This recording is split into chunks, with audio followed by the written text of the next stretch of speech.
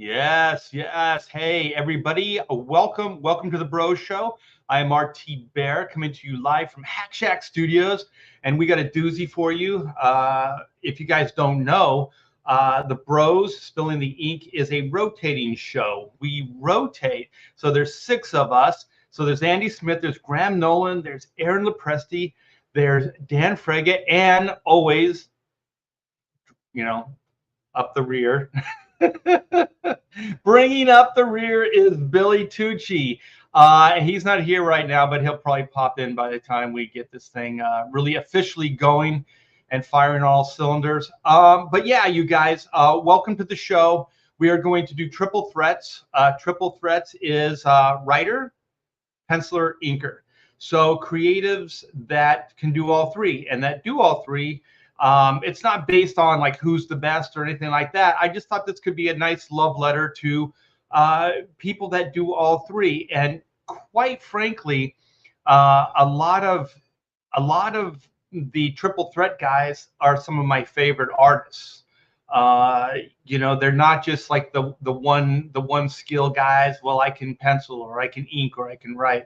These guys do all. Some of these guys, not. I mean, somebody might have picked this one, but like John Byrne, like some of these guys were doing it monthly. They were doing multiple books and they were writing, penciling, inking their own stuff. So there's some pretty badass individuals out there. It'll be interesting to see what the guys choose as far as their triple threats. But let's say hi to some people. We got Polis Arts. What's up? We got Duck Bacon. Duck is kind of greasy. I didn't know. I had duck at a Asian restaurant once, and I didn't quite dig it. We got Ari. Is that how you say it? Ara. What's up? Hello all. What up, everyone? Daniel Russell. We got Citizen Ronan in the house. We got Unhinged. That guy is just one step away from just losing his shit. You have a nice refrigerator. What? Thanks, man. What is that? Wild Love? Time for some bros. Hell yeah. We got Marcus Killigrew. When you got Marcus Killigrew in the chat, you know that there is going to be a good time had by all. Chris Thackeray Binks. Hey, Daniel Fraga back from surgery. He's going to be here. He'll probably, whoa, Graham Nolan's here as well. Man. We got Death Metal Hero. I think that's pretty much good for now. Let's start. Well, we got Will Excel for sure. We got Nordic Nerd. All right. So I think I'm sort of caught up. We got Edwin the Ace. We got Angry Gamer.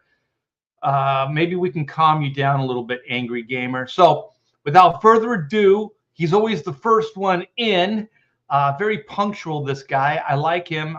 He's very well put together. He's got everything organized. He's the guy you go to for answers. He's got everything figured out for the most part. And he's a triple threat, Mr. Andy Smith. Hello. How's it feel to be a triple threat, man? I'm a triple threat. Triple threat. I wasn't good at baseball, so I would never be whatever. I know there's a triple something in baseball. See, I don't even know. I don't watch baseball. You can hit a triple. I can hit it. That's what I meant. That would never happen unless it was on a tee. Yeah, you never hit triples. You always hit home runs. Yeah. Yeah, you know what I always hit? Grand slams. So speaking of grand slams, we got another triple threat here, and he's got a live campaign going. So he'll probably tell you a little bit about that in a bit. But Mr. Graham, what the hell? Hello. What's up, brother? How are you today? Good. I got a lot done today. That's sweet. Yeah, this week you look at your calendar, you go, it's the end of the week already, and then all of a sudden I got to get a lot of shit done because it's almost the end of the month. I don't know if you guys have quotas for yourself, but I always do. And I right now I'm in the process of like getting all my files together for the previous campaign, the Monster Island ones. So I've got 2 books there. I got Monster Island and Return to Monster Island, and there's 2 versions of each one. 2 different covers for each one. But I've just got them. Everything is proofed now. I just got the 8-page extra story. Kirby Cigar is now done and proofed and ready to go. And those will be getting formatted shortly, and then off to the printer. Graham, I got to tell you, with that Kirby Cigar, I was disappointed you didn't go with your first title, Clinton Cigar. I thought that might be a little more entertaining. The Gurkha for the Schmirka. Well, you know what? He might have pushed out on that one. Or pushed in. Oh, come on. All right. Well, this is a great segue for this guy. Another triple threat. And he's got Kit Carter, which is heating up. Indiegogo. Without further ado, Mr. Aaron Lepresti. Wah, wah, wah. Lopez! He's right here right now. Green room. I heard that joke and I went, oh no. Yeah, well, somebody had to do it. If it wasn't me, it would be Andy for sure. Well, yeah, he was sitting on it, just waiting for his opportunity. I was. So, I like when Andy sets up the joke and then he pays off his own joke. yes. Nothing like it, folks. There's nothing right. like it. All right. Well, this man is back from the surgical table. Is that a term? Back from surgery. And he's back from the operating suite. And they cut him. He looks like a badass. He's got like this nice kind of like slit throat look. It's all scabbed up right. It's not even like taped up or anything. There's not like a bandage on it. It's just like open. It's pretty crazy. Not in this economy. You know how much those things cost? Come on. Well, if an aspirin's $50, then like a Band-Aid's probably $200. But he's doing good, and he was a trooper, and he's here tonight. Mr. Daniel Black Flag Fraga. What's up? How's it going? Of course. Thank you to everybody that did their well wishes. I know you want to get there first. It's like the sensational, the good scar. Here we go. Let's go. Here it is. Oh, Okay, wait. Okay. All right, just Hold on. There it is. Oh, it's weeping. It's not weeping. It's just the the sutures are on the inside, and then they glue it on the outside, and the sutures on the inside will dissolve. But I was really happy with the alignment on it. Yeah.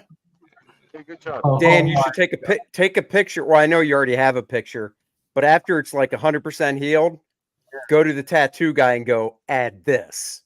Yeah, you know what you should add is like a noose line, so Oh, you yeah. know, like Clint Eastwood and hang 'em high.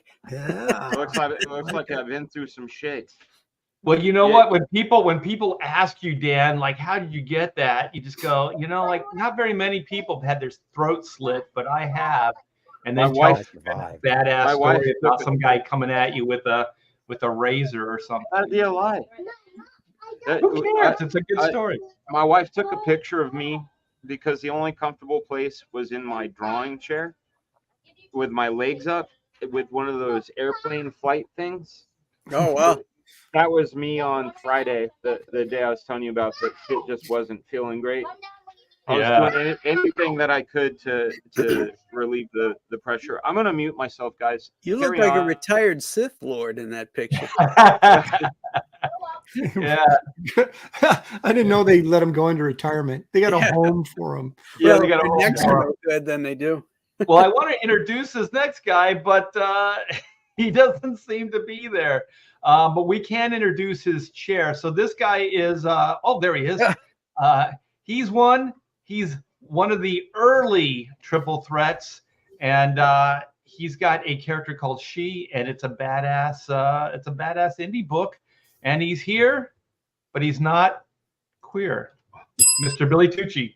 But I am in your face. I may be here, I may not be queer, but I'm in your face. Yeah, right here, right now. You're willing to learn. All up in your Yes, business not like that an there's anything wrong accountant. with that. Now, I'm sorry I'm late. I'm having trouble with my PC. It says the fan isn't working properly, and that could damage it, so I restarted it. So I'm running back and forth.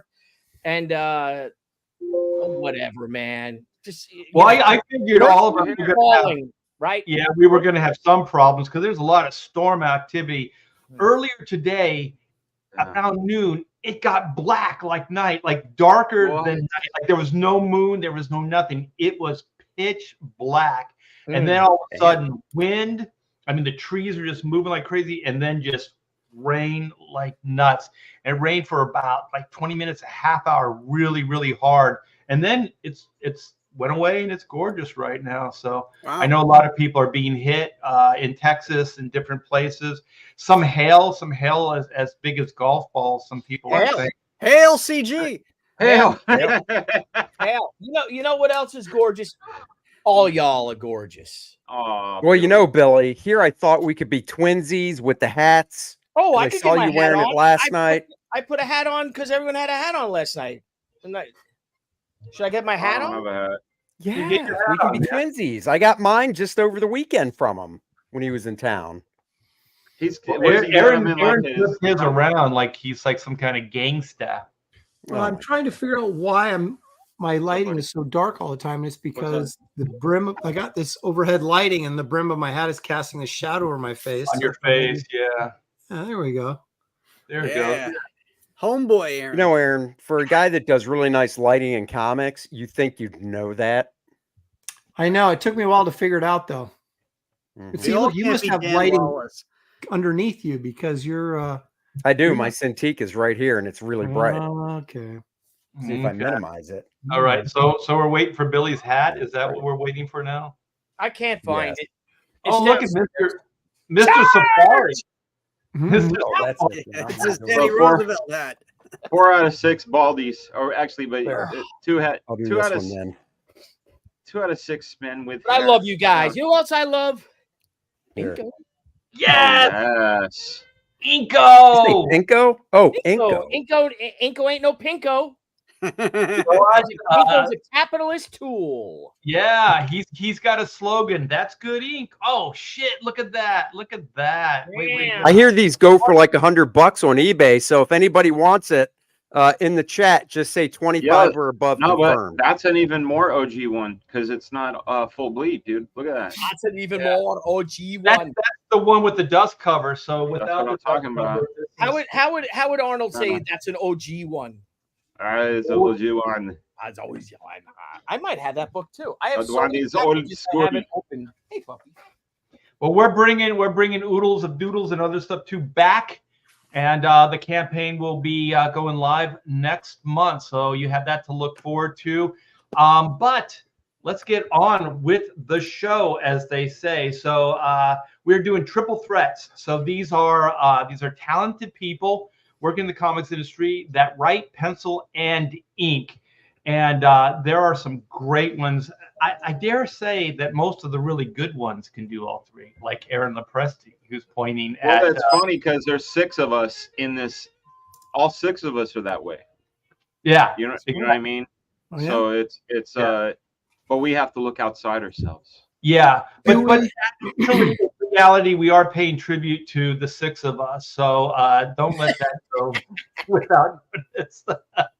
We are all triple threats. Yeah, we're enough about us talking about ourselves. What does the chat think of us? You guys. That's right. What is that? Careful, Where it's like this. It's like I was. Oh no. No way to wear them both. That cash grab hat is a nice hat. It is. It's a nice hat. I think it's a St. Clair hat, right? So our St. Clair hats that's coming in this week. You guys are talking a very esoteric talk.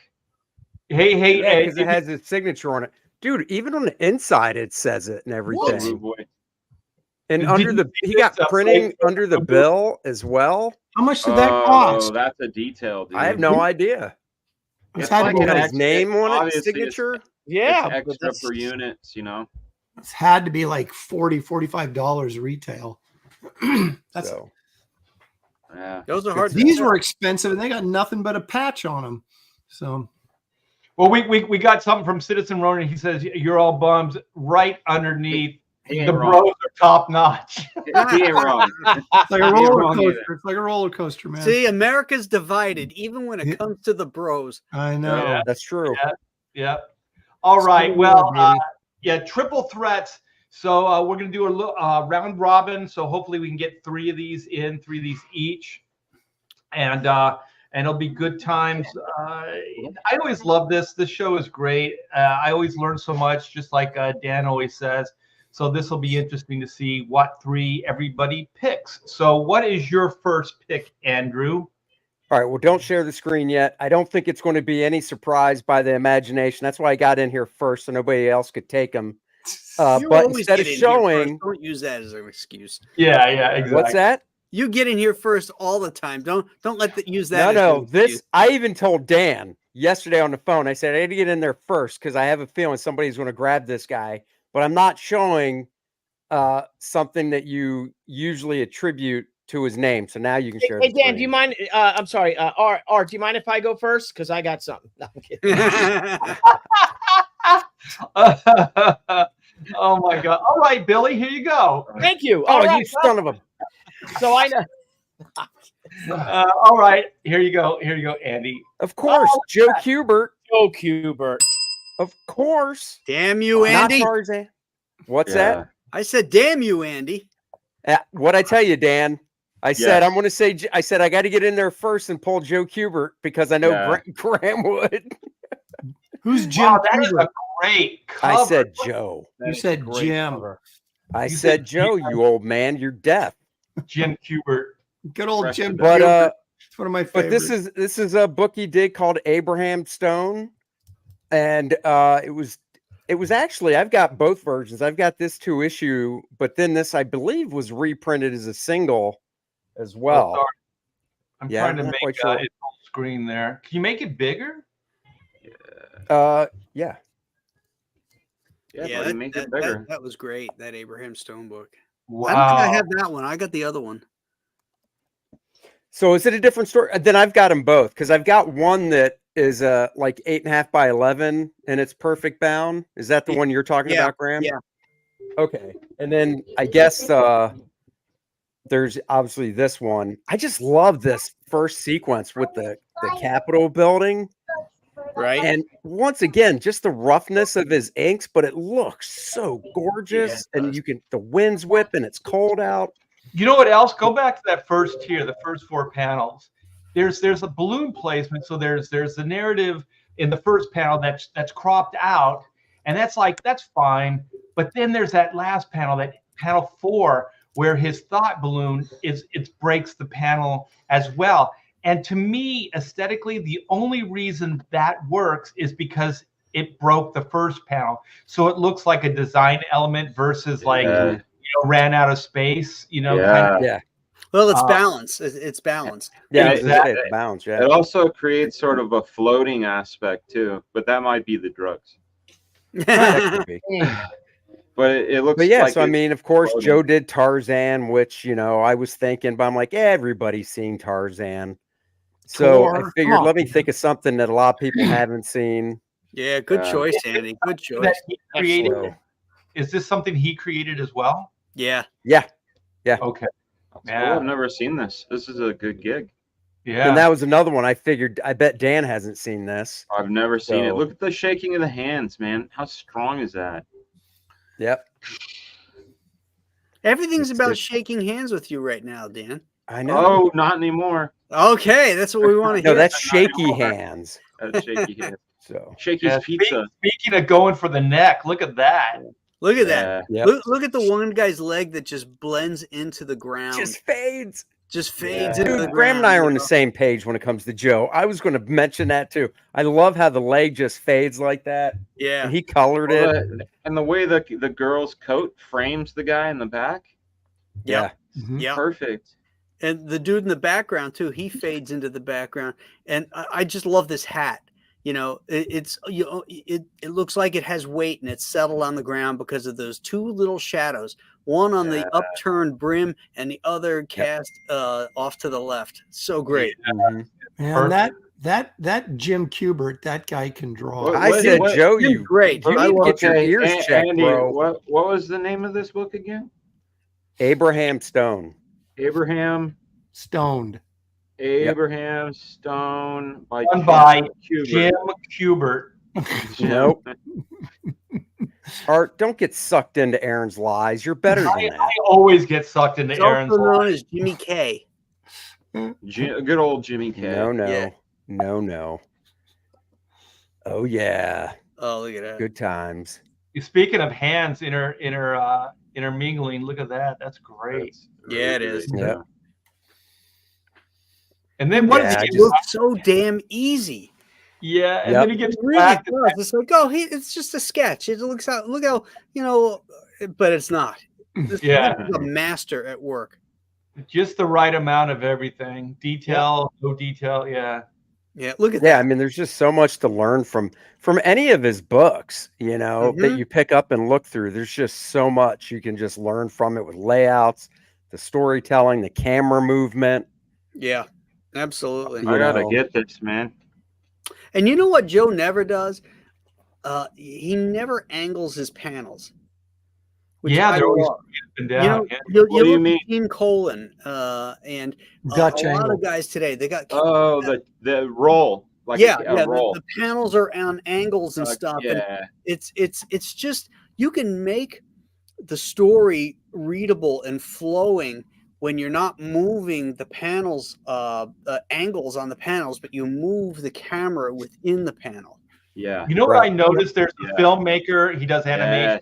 Yes. Is Miyazaki, and if you Yeah. look at those Miyazakis, they're just everything's just beautifully composition. But it's like you said, like the filmmaking, like the camera doesn't really tilt, it doesn't pan, it doesn't do anything. They're just beautiful compositions within, like just like horizontal, vertical, planes. Yeah. And it's just amazing how much you can do. It seems limited, right? It just seems like it would be limited to do, but yet look what you can do with that. Just horizontal. Look at that trip. Look at this. He draws, real people in these photos and stuff. Douglas Fairbanks, William S. Hart, he names them all, and you can look at him and go, oh yeah. Yeah. Yep. So awesome. Yeah, because I think this kid ends up in this story on a movie set or something. I haven't read this one in a while, but One of my favorite things, like when I started inking, is go back to those portraits and those paintings and stuff. Billy's back. Is to try to make those right there. Is to try to make them look like paintings. Like try to make them look different than everything else. Try to make it kind of look flat and stylized, so they seem different. And he definitely, Joe, or I guess Jim Kubert, definitely did it here. Oh my God! Hey, Billy's in the back. Billy's waiting for you. What, he get bumped? He apparently dipped, but now he's returned. He's dipped and now he's back. I dipped and I Jimmy doodled. Reyes says that Andy Kubert lettered this one, so that's cool. And his son Jim Jr. hand I think lettering. worked on this. Oh boy, here we go. I tell you, Junior. go get your hearing checked. That's all I'm saying. So yeah, I mean, we don't need to go through this whole book. I mean, we can. I don't care. Johnny Kubert. There you go. Nice. If we want to make it 3 rounds, oh boy, Oh, Joe. Is that the older woman? He yeah, scores. it is. Yeah. Hello, Noise. That's what happens when you save some chick from getting mugged. She's like, oh yeah. Oh yeah. Here's your reward. Look at that. Look at the Years of train. experience. Yeah. What if you and your friends took turns mugging women? You know what I'm saying?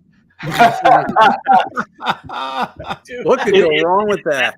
And one guy's the hero. No, but one of you trade places. One of you is the rescuer, and one of you is the mugger, and one of you gets the lady. You know what I'm saying? Like, Oh yeah, we got what you were going for. Oh yeah. Yeah. All I see is what was that one guy, that black actor that was saying like that they threw bleach on him and they tried to hang him in the Jesse Smollett. Jesse Smollett. Yeah, what a piece of shit he was, huh? He is. Yeah, Jesse Smollett. Smollett. So Yeah. there you go. That's look at that Can't- train. this Can is you a go long back book. to the train? Yeah, I could Go- look Can you can you go back which up one? to the last panel on the It's previous the page the before it. There Yeah. it is. There it is.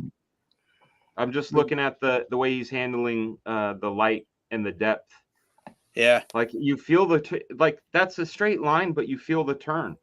Yeah. You know what? Yeah. You know what? Oh, I miss pollution as a storytelling tool. You know, to show movies. Yeah. I use it all the time. Smoking use it That's all. right. I still like cars that are just like the smoke coming out of the back and everything. It just helps to show the motion. Yes. Yeah, but back when everybody smoked, that was a great tool too in movies. You know, Yeah. people Oh, would be yeah. talking and they'd still be in motion. They'd be getting their cigarette out, tapping on there, lighting it up, or lighting up the match. You know, it was really cool action. And also just like the like phones, like the old school phones with the receiver and everything. Yeah, yeah. Yeah, you could have them playing with the cord. There's a lot of things you could do storytelling wise with Yeah. it. And now all you have is a rectangle, like a flat rectangle A shape. little stupid box. Yeah. God, this is nice. This There is you go. Movie set. Look at that. I like the Incredible. coloring too. This is my very, very first time of seeing this job ever, hearing of this job, and it is incredible. Yeah, Same. it really is. Well, that's what you get when you tune into the professionals. That's right. You get tuned into new stuff, old stuff that's new. That's right. Look That's at that right. horse. Great horse. All right. It's a great Wow. horse, Aaron. It is. It is. Yeah. Yeah. Always looking to improve my horseplay and tomfoolery when I can. Yeah. Hey, That's look what I at hear. look at the ass on that guy. Yeah. Look at the Aaron's next book's gonna be called Tomfoolery. Wraith of God. Shenanigans and 4. Tomfoolery by Aaron Wraith of God Lepresti. 4. Tomfoolery. Shenanigans and tomfoolery. His last name actually is Foolery. That's right. That's Yeah. a hard angle Yeah. to pull off too. The floor. Yeah. Oh, yeah. Yep.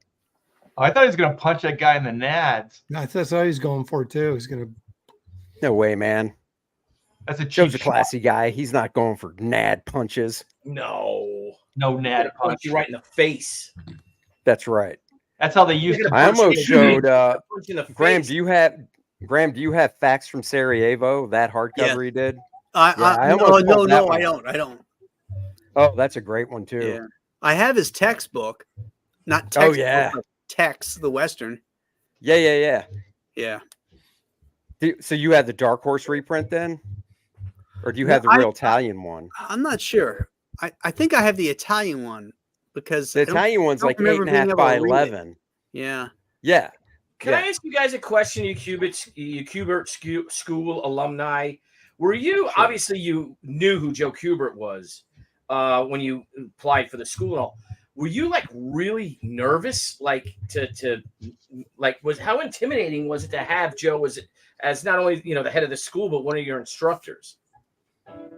Well, it was he was an intimidating man. He was Yeah. a big Polish dude. He wasn't super tall, but he was thick boned. He had a presence about him. When he walked into a room, you knew who the alpha guy was, and it was Joe. But he was a very kind person, a very nice, person. But he could be tough too. So he was one of those guys, like a coach. This is the way I always remember him. Is that coach that you always wanted to perform for. Yeah. Mm-hmm. He was like that. You didn't want to disappoint him. There were plenty of other instructors. You didn't give a shit about the assignment. It's like, I don't care what he thinks. I'm never going to be a letterer. But Joe, you wanted to impress him as much as you possibly could, Yep. Well, Andy, I mean, Andy, you would have done better at the school if you hadn't called him Jim the first time you met him. He was pissed. at you. Oh boy, here we go.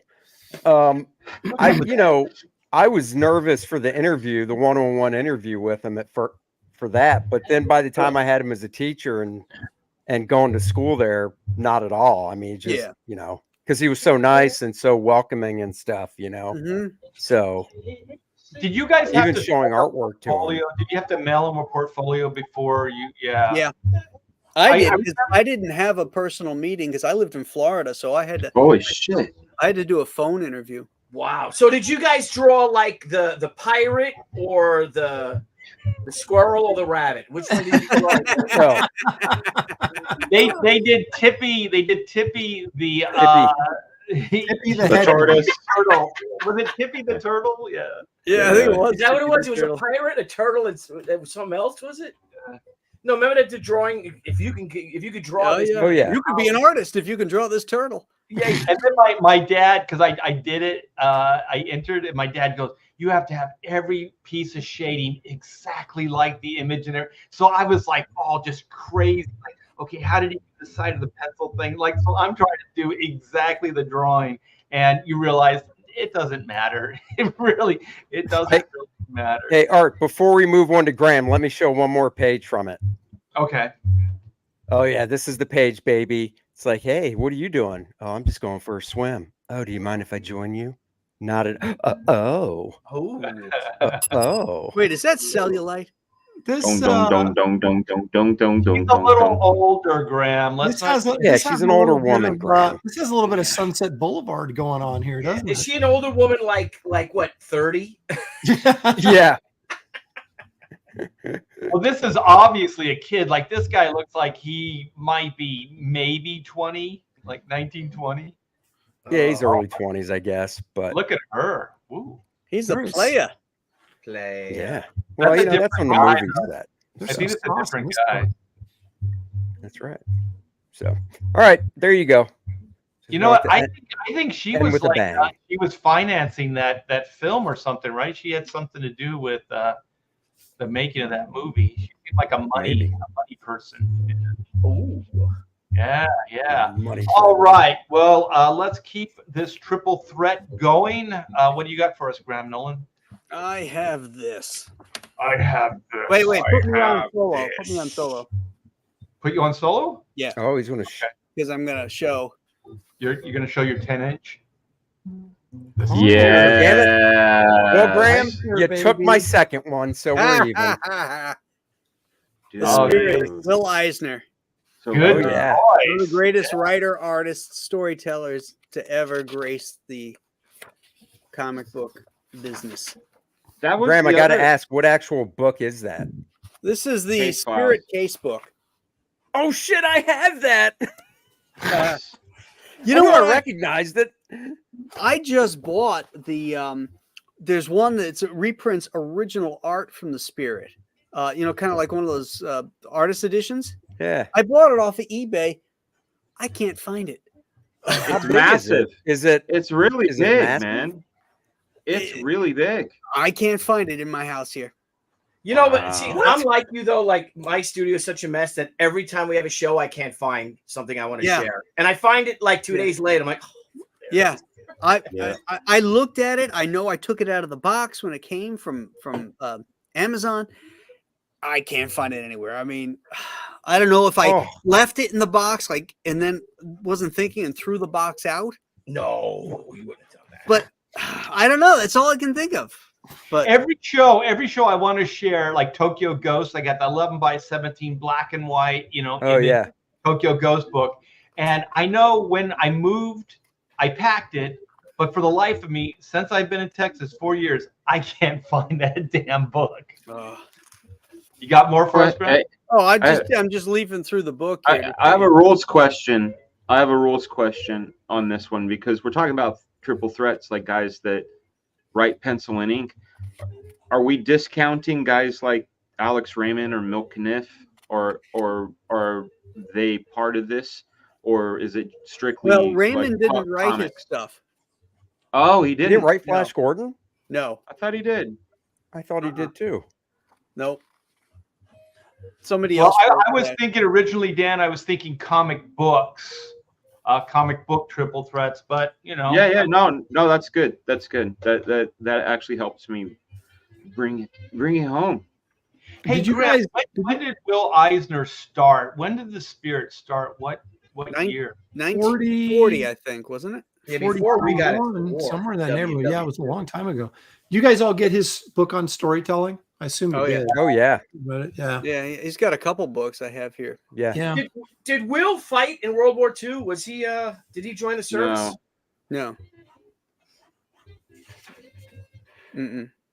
Nope, not at all. He might have been older because he was Yeah. older than Kirby, I think. Yeah. So would you say that Will Eisner was possibly the original kind of triple threat guy, like as far as like comic book, like sequential type of work? Well, Bill Everett, he wrote and illustrated the Submariner. Yeah, that was In 1939. Wow. 38 or 30. Well, when did it come 39. out? When did it come out in Motion Pictures Weekly, though? It was a black and white, and it came out first in Motion Pictures Weekly, which was a giveaway they used to do at movie theaters. What a great idea to sell comics. And then it was later reprinted in Marvel Comics #1, which was 1939. So it may have been 38 when he did it the very first time. I'd have to check. No, I don't think so, because then, because Superman came out in 38, and he's acknowledged as the first superhero. So I you guys think saying, 39 so first. will the Submariner go into public domain a year after Superman does? Yes. Which is 93 years love the after 1938. So what year is that? That's coming up, right? Yeah, it's 2030, 34. And No. Marcus Killigrew. Marcus is out there. Figure that out. One of our Oh, smart possibly. guys. Do some math. Yeah. Might get ahead The of me. Yeah, work. get to work. So the Yeah, guys it are was, saying he was in the service. Okay. It was Oh, April 1939 is when the Submariner premiered in Motion Pictures. So then it would be 2032. Okay. I have no idea about this. When was the Seahawk or whatever was called that Eisner's comic? Do you guys remember Seahawk? No, I remember Black. I remember Errol Flynn's Yeah, I was Oh, going yeah. to say Errol legendary Flynn. The Seahawk. See, Yeah, I remember it. Yeah, that was around the same time, I think, around 1940, 42, something like that. So do you think Bill Yeah, I don't Everett know. just didn't have like the look? Like that's why he wasn't, because he's kind of, it's a deep dive. Like not very many people even know about that guy. It was Artist. Hawks. Sorry, Art. It was Hawks of the Sea from 36 to 38. Oh, okay. 36. Okay. So he is old. 1917. He was born. He served in the army in World War in WW2 in the big one. The big one, Graham. The biggie. The biggie. He stormed the beach. Let me get this. He did not storm the beach, though. No, he taught. I'm just kidding. I'm just kidding. It always sounds badass if you can go, I stormed the beach. Fox Mulder for $20 super chat. Thank you so much, Fox. You guys absolutely make great book recommendations. The only problem is the sheer number of great suggestions is seriously denting my wallet. And here I am hoping to save up enough for more of Aaron's original artwork. Oh, Save your money, We're Fox. impacting Aaron's financial status. Yeah. He's well, helping Aaron you. will get you you know. a free ticket to the San Diego Comic-Con if you want to go this year, and he'll make some deals for you. In the meantime, while you're saving up money, Fox, don't worry about the super chats. They're all tax deductible.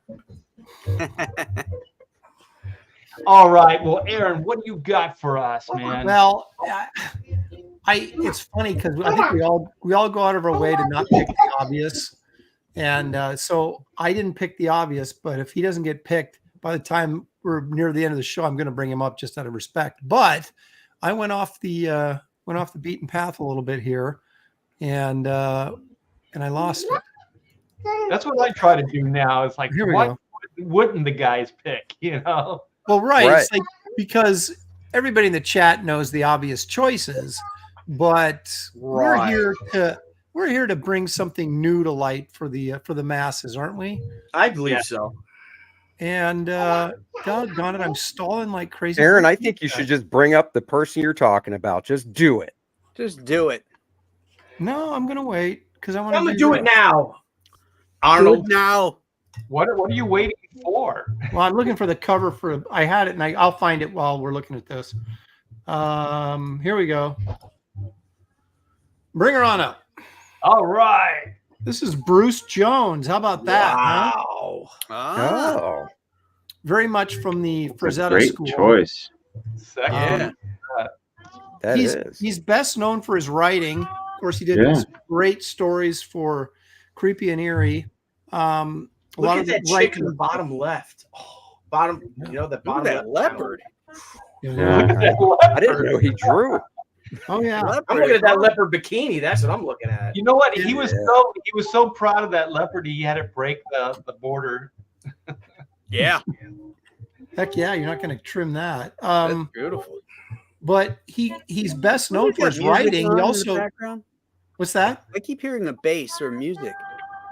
It's Let me Dan. check mine. Sorry, guys. Dan's rocking it, man. Yeah, It sounds like a 40s girl singing or something. He See, did- Billy knows it's Billie Holiday.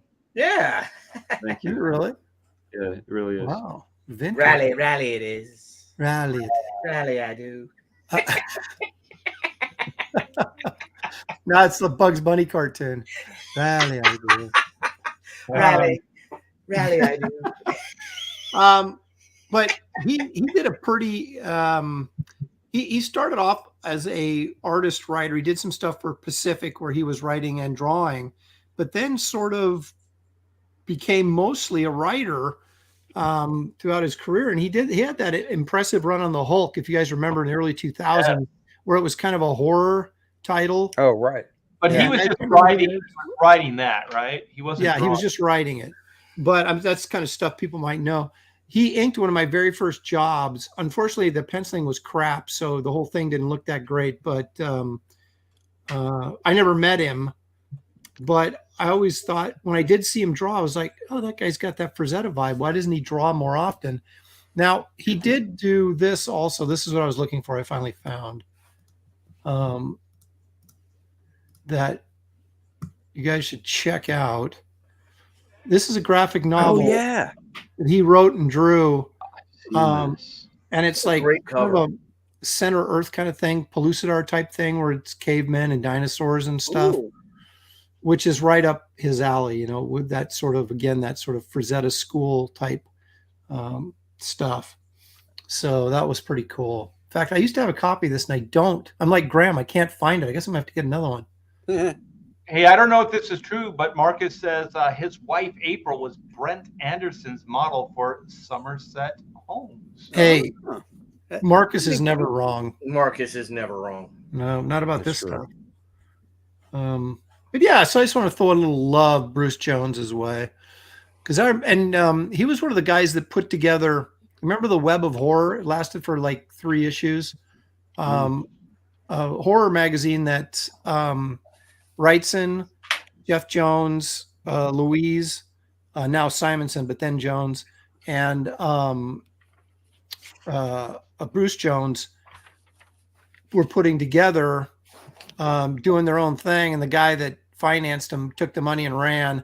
So they got the first 2 issues. I think they got the first 3 issues out, and the 4th issue never made it Fucker. because this guy bolted on them. But it had early Wrightson, early Jones work in it, both Jones, Bruce, and Jeff Jones. And in fact, I just think realized I worked with him. what's that? I just realized I worked with Bruce Jones. There you go. Because he would The War That Time Forgot. he jumped around and would do a lot of like inking gigs and stuff. How old is he? Wait, hold it up again. Well, he's Right. got to be in his 60s anyway. Oh shit!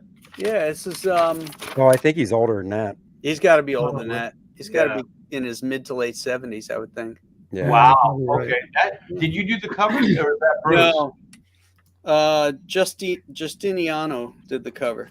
Justinian. Oh, jeez. Yeah, that guy got arrested for child porn. What? He was drawing. Oh, yeah. Yeah, he was drawing my Mademoiselle Marie book when it happened. Really? What? I was Oh, writing, Billy. I'm like, they give me a call. I'm like, yeah. They're like, I just want to let you know. Mark's called. It's like, dude. Did he call you from jail with his? No. They're like, if anyone calls you, like, just like, oh, are you fucking kidding me, man? Oh, look at Wow. Oh yeah. Oh. Look at Graham getting saucy in there. I don't know, Aaron. I think he's. That was a fun project, but a lot of work because there was so much reference. So many nude chicks. It was just so little time. yeah. So much reference, hours of reference. There might have been some distractions. Yeah. Well, hey, Aaron, was that for Marvel or who put that out originally? That was Marvel. The Arena graphic novel was. Was that through Epic or what was that through? No, it was part of that graphic novel series they were doing. You know, it started off with Death of Captain Marvel, then God Loves, Man Kills, the X-Men thing by Claremont and was that Byrne? Who drew that? No, it was Brent Anderson. No, who drew it? Brent Anderson drew that. Yeah, Anderson. Yeah. And then they did, you know, they did a buttload of those from like, I don't know, 1982 through, when did Death of Captain Marvel come out, Andy? Was that 82 or 83? It was I think. 82, I think.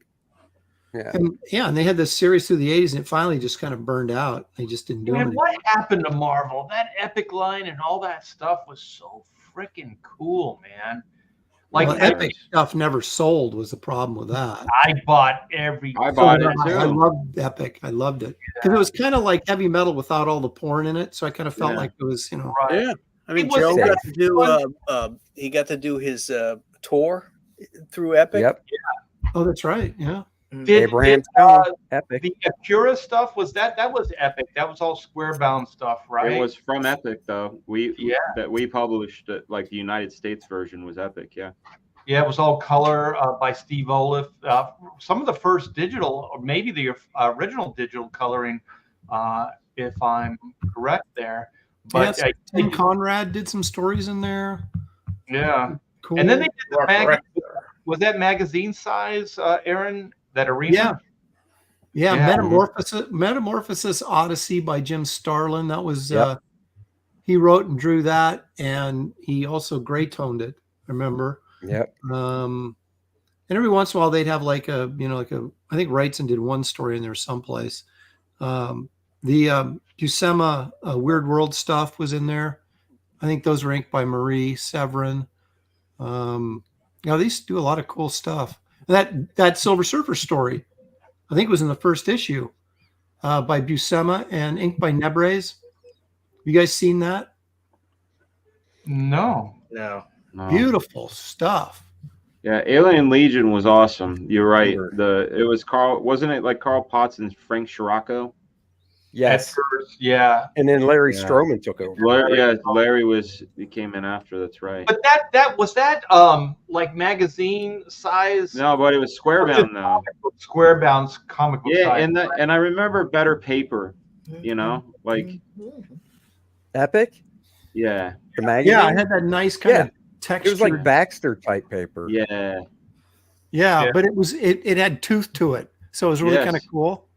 It wasn't like uber shiny or anything. Yeah, it had some tooth to it, which was kind of cool. All right, here, check this out. We're way off the rails here, but that's all right. We're the bros. That's what we do. That's right. Yeah, that is what we do. You guys ever seen this one? Oh yeah! Wow. What issue number was that? That's number one. That's in number one. Oh, it's number one. Mm-hmm. Oh, and this is Buscema. Look that up. Yeah, Buscema inked by Nebrez, and I think Peter Ledger colored it too. That color is. Can you show more pages? Maybe. What was this? A graphic novel? Yeah, no, it was in Epic Magazine. Epic Magazine. Hey, you know what's interesting about this is I don't think that sky or that space is black. I think it's open for color. Yeah, purple and. Yeah, that's interesting. So you had to draw all those little circle shapes. I think I own a piece of art from Epic Magazine number one. Could it be one of these though? There you go, Art. There's another one. Oh man, it's not one of those. It's is this recolored or is this the original coloring? No, it was what? It was 70. When did they do this? Was 1980. 1980. Yeah. So it still had that sort of. And Ledger was an airbrush artist with watercolor artist. He colored the Weird World stuff, the Warriors of the Shadow Realm, that Marvel Super Special that Buscema drew with the elves. Right. So this is all blue line color then. Wow. Looks like it, yeah. Or he might have colored on the originals because that's how he did it on the Warriors of the Shadow Realm. That was colored on the inked artwork. So it's like you get an original and it's black and white and has the watercolor on it as well. I don't know of any watercolor that wouldn't destroy the ink line or like smudge it. Well, if the ink was Waterproof. it'd Hey, be do you fine. want I do it all the to time. share my Sometimes screen it'll dull the black if it goes over it. Well, you know what? Martin dyes won't do that though. True. That's true. Hey, And, you want to? Okay. Wow. Yeah, Buscema that's cool. probably hated this job. Think so? Probably. Yeah, because It's too slick. it's too much of the other Too guy. overpowering. Too much Everett, yeah. I don't know, man. He sure put some work into it. He did, and I'm sure Buscema didn't put in a lot of work. Oh no, I meant Buscema. I thought, but maybe not. Maybe it's mostly Nebre. It's hard to say. He might have just done layouts, you know. Yeah. Well, the thing is, you never see like the Silver Surfer struggling on the board like that. You know, he's always like the hero pose, and that first panel is pretty interesting, where it looks like he's really, you know, kind of having a hard time there. It's very interesting because it's unfortunately it's Stan Lee wrote it, so it's That's what I was going to ask. Okay, it's all that kind of you know, The but, Simpy Surfer. yeah, Yeah, but the the artwork in it is great. So you know what check the that best out. issue of Silver Surfer was? 18. You know why? The Jack Kirby. Because Kirby came back. Yeah, I did that one and issue. they decided to change the tone of it, and the Silver Surfer goes to the Hidden Land and beats the living shit out of the Inhumans, the other group that I hate. So Oh, I like the Inhumans. I hate the Inhumans. It was fun to see, you know, Kirby doing the Surfer again and having him be a badass, you know. I remember as a kid, like what was it, Black Bolt? Like he can't speak, and I'm like, this is boring. He can't. why can't he use his speak? powers. Like it's worse than Wolverine not being able to use his claws. You know. He did speak when he was fighting the Hulk in that annual that one time. He like whispered and it like fucking blew the Hulk. It's like the only thing he could do to stay alive was to say something. Yeah. I always thought he should start hanging out with Black Canary. Yeah. See who's louder. Hang out with somebody that wasn't there an X-Men who was the same way? What was that? the Banshee. Yeah, Banshee. Banshee, yeah. Yeah. Yeah, but they could talk. They could talk like Black Bolt couldn't say anything. Right. Nothing. Just a little whisper, and he would just. He could destroy a shit. word with his Yeah. vocal cord, or a world with his vocal cords or something. So why was he called Black Bolt? That doesn't make any sense. I don't know.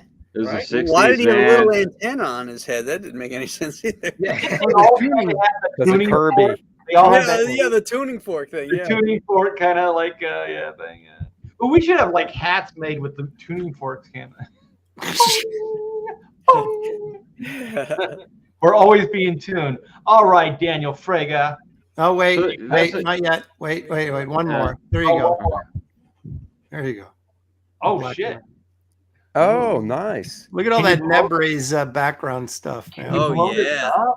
This is inspiration right here. Wow. I love Nebris on this texture stuff. I don't like how he does figures. No, but when Yeah. he's inking somebody with a solid figure work, it's really cool. Yeah. At least It's I mean, he still overpowers overpowering. him, but I happen to like Nebre's, but I like him with solid structure like Buscema. I love that. I love him over Buscema because Buscema's drawing is so good that, Yeah. and then, you know, Nebre's just goes nuts on it. Was he inking Gil Kane or was it Dave Cockrum on that John Carter stuff? Gil Kane. Kane. Gil He, Kane. well, That was inked- great too. I thought he love that inked. stuff. Didn't he ink one issue with Dave? No. No, I think Dave Dave did- inked the first issue over Kane. Oh, that's right. Oh, and then Dave did draw one issue with Yeah, David Thorpe, the, but he inked it. The Deja Thoris cover where she's standing there like full figure and like in chains or something. That's I think it's 10 or 11. Yeah. That's Yeah, but Dave drew that issue too. Yeah. right. Yes. Yeah. Okay. Hey, Aaron, can you send this to the private chat? I got to see this with more detail because I can't. Like right now, it's just teasing me with all those textures. Oh, look at that. Yeah, you're such a tease. Mm. Yeah, Aaron, you're such a tease. All right. Speaking of teases, what do you got for us, Daniel? So this isn't my pick, but if you're sharing my screen, this is from Epic #1 as well. It's insane. This is Billy's pick, chosen by Daniel. Yeah. It's Art Soydam, or however you say Oh his yeah, name. yeah. That's But, Martha Sedan. Wow. Yeah, man. I own this original, and it's do you really? it's gorgeous. Yeah, That's awesome. it's This looks a little Barry. It looks a little Barry Smithish. yeah, Yeah, it it's really fucking good. Well, now it doesn't. That first page did though. We can see Sam Keith got influenced by this. A little Oh, bit. hell yeah, yeah. He's one of my favorites, and this is all written, penciled, inked, and colored by Soydam. But he's not my pick. He's not my pick. So my pick, and I'm so glad none of you picked him. Thank you for not picking him. Pick your nose. You could pick your friend. You could pick your friend's nose. You do it now. Good. Get the boogers. Get the book. Get the boogers. Get them out. Get them now. Get them deep. Give them Oh, no. nostrils. Give them nostrils some air. I don't know. What do they call boogers in Austria? Moco. I think the Spanish or Mexican is moco. It's a moco. Yeah. So what do you Okay, get? so here's my real share, and it's none other than Barry Windsor-Smith. Oh, I knew it. Oh yeah. And Barry, not only just Barry Windsor-Smith, but Barry Windsor-Smith on Weapon X in most specifically. This thing was earth-shattering, to say the least, when it came out. God, that's beautiful. Yeah, I can go into Biggins. Share that link in the private chat, would you? Yeah, no problem. But look at this, man. Jeez. Yeah, I mean, this is just one page, but think about this. This is pencils, inks, writing, the letter placement, just all of the decisions. Everything. And he colored this job. You're right, Andy. Yeah, he colored this job too. You know what I liked? I learned from these guys. I think Frank did it too. That first panel where the narrative kind of scrolls down the panel, so it forces you to scan it with your eyes. Yeah. Yes. So you go from that top, and it's almost like a pan shot, like if it was a movie. And like you a moving camera. Down. Yeah. Yes. And if you didn't have those narrative, you wouldn't do that. You just cross right over to the next word balloon. But since it has those scrolling down, it forces your eye down. So I always like those type of storytelling.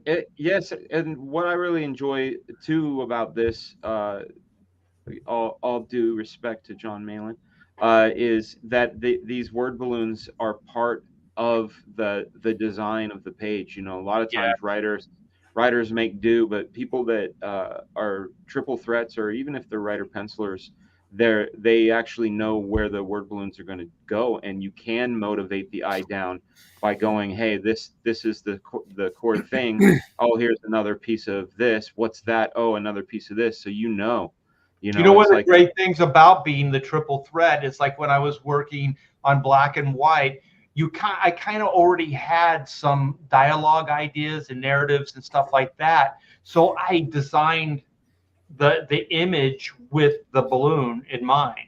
You know what I mean? I knew there was going to be specific things and specific beats.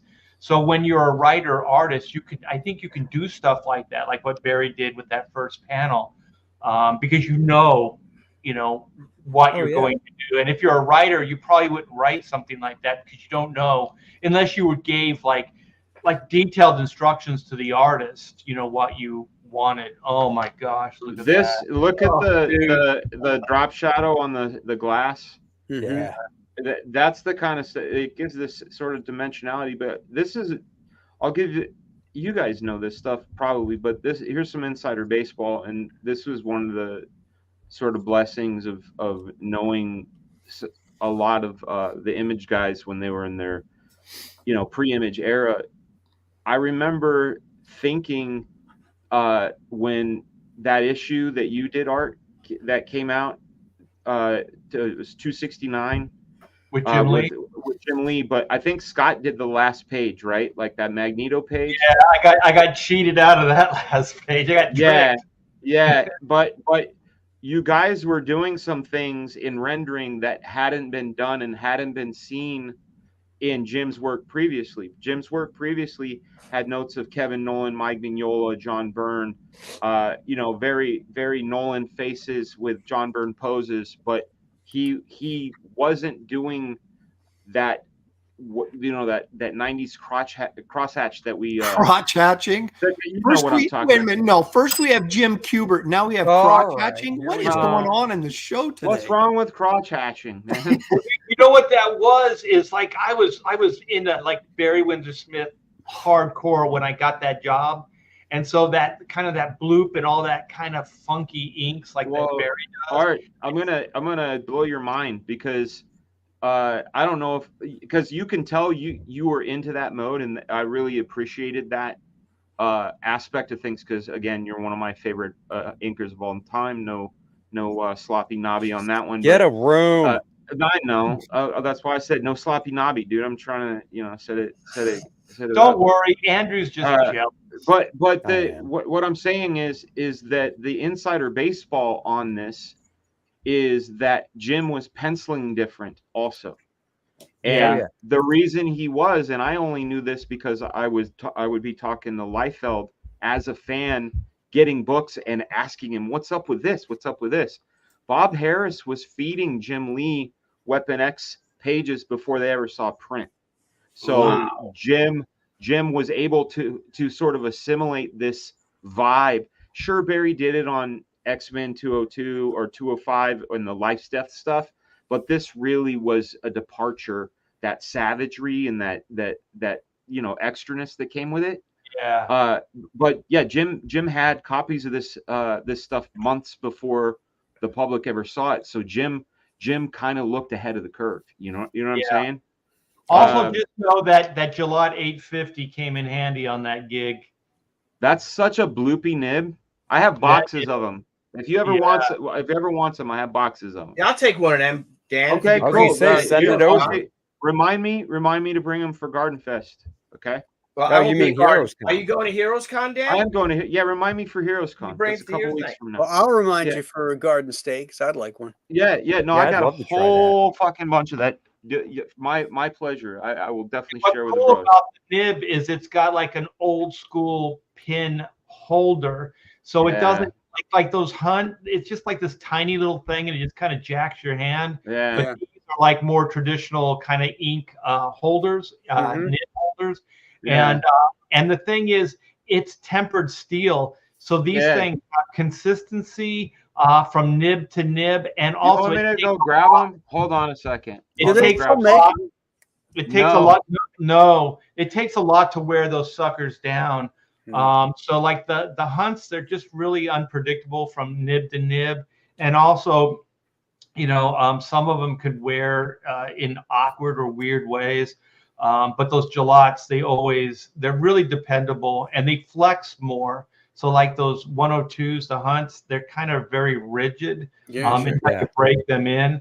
But those 850 Gillettes, those things were great. I think they were imported from or exported from England.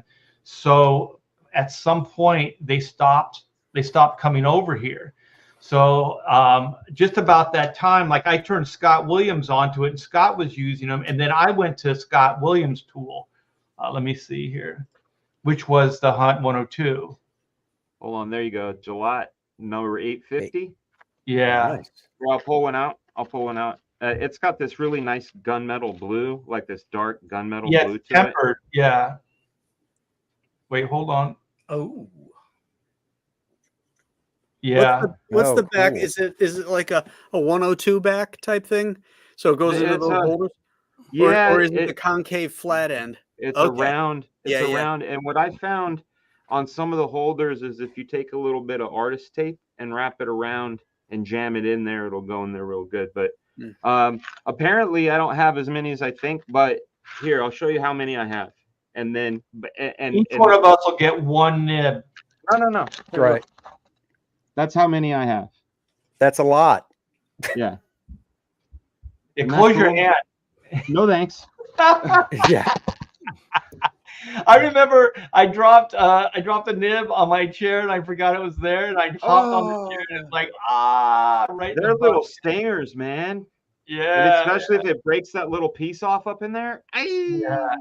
If you drop those things, make sure you pick it up right away because you'll just jam it right in your foot. That's one time Art had the Wellman scream. Jeff Butler the wants to Wilhelm? know if, Yes. Billy, Jeff Butler wants to know if you can bring him to SawCon. Fuck on, what's fuck on, Dan? Fuck on these nuts, Billy. Hi. You know, But anyway, to finish the story, about the time like Scott was using the 850s, I started using the 102s because I couldn't get the 850s. So we just kind of swapped. So I started using his tool and he started using my tool. Wait, what? oh, hang Oh, on. You and Oh, Scott yeah. swap Yeah. tools, huh? No pun intended. Of course, of course. Yeah. But okay, I'm gonna so keep these out. so what triple threat do you have for us, Mr. Billy Tucci? Billion. I'm going to do that. I mean, like we all said, there are so many, but there's one that I think we can all agree on. And if I go full screen real quick, Yes, of course. it has to be the great Mo Williams with "Don't Let the Pigeon Drive the Bus." Oh God, Billy. God darn it, Billy. That's the one I was going to choose. Ah, darn it. You Don't let the son of a. And I'm going to read this entire book for you. So, It won't take long. Oh my God. There you go. Thank you.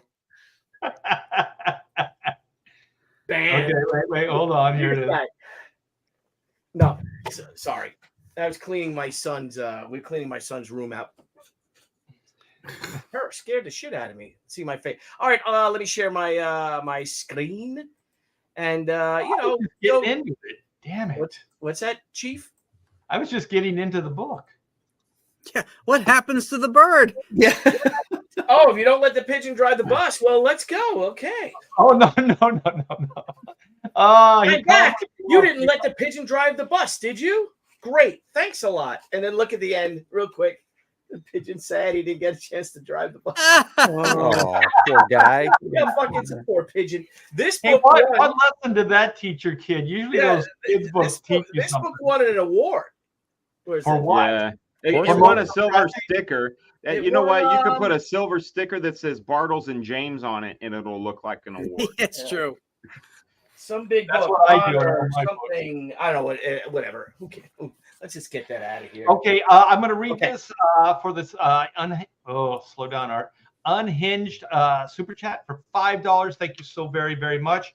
Can you get those nibs online? I go through 102s like candy.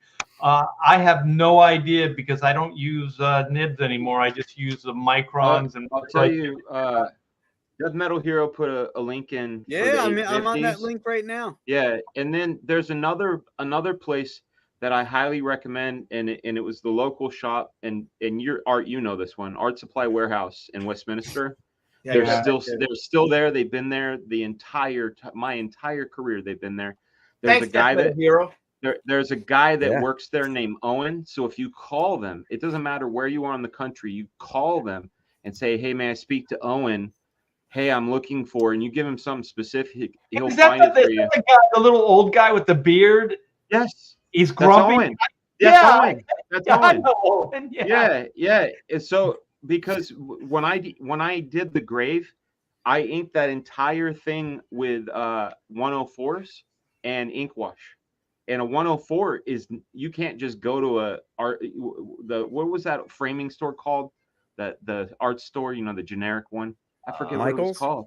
Aaron Aaron Brothers. That's the one. You Oh. can't go into a Aaron Brothers or a Michael's or a Joanne and go get a 104. You might get some mapping points and some calligraphy, but you're not going to get yourself a 104. So Owen's the guy. Owen's You know the how guy. much Hey, Gillette Billy. 850 You know what Scanlan's in the house. 850s cost? $2 a nib. Damn. Yep. On That's that not one. bad. 102s, I think, are $1 or $1 something. So Yeah, that's not too bad. deleters cost like triple that, don't they? But the thing is, No. Graham, they'll Really?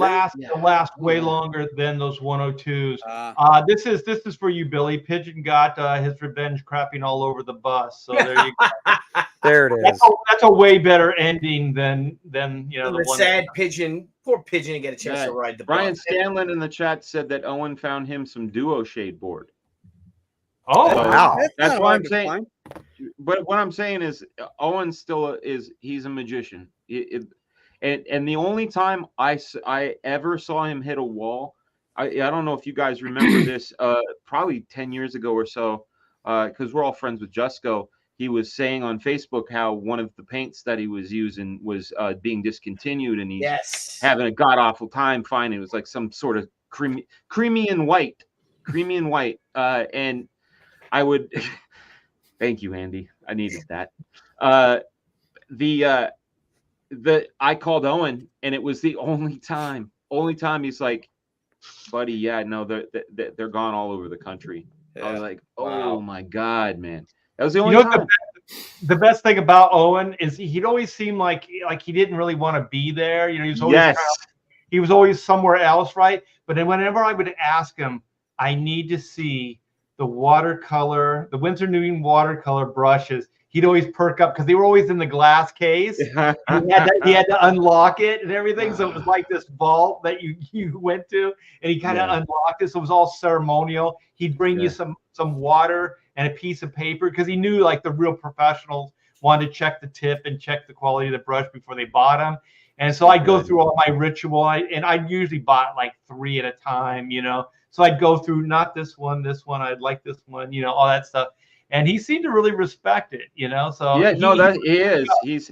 He's almost a cartoon character, like, you know, he's got that sort of that walk and, you know, jangling keys and hey, real quick, you're gonna really want those nibs from that site. They come from Hong Kong, so 3 nibs is $6, but the shipping is 18. So oh my gosh, yeah. Wow. Well, maybe you guys might want to use something less expensive. I'll get, like I said, I'll give you guys. I have 1 box left that was easily found. Yeah. One I'm talking box to people in the chat, Dan.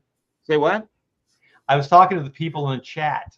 Oh, bro, I'm on drugs. I'm seriously, like, I had to take a couple before our show started, and they're really hitting me. So nice. They really are. Nice. You guys are the best.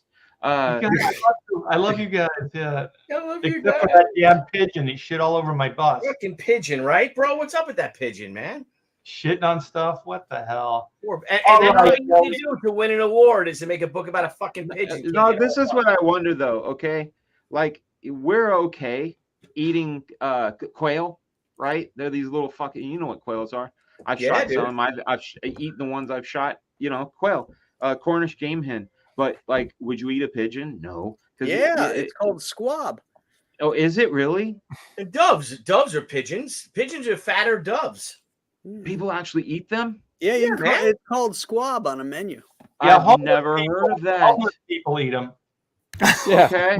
Ate them raw. We screwed the poor pigeon. But the thing so about Ozzy Osbourne just bites the head right off. Wait a minute. What did you say, Billy? You screwed the damn We screwed the pigeon. The pigeon was a pet of mankind for centuries. Okay.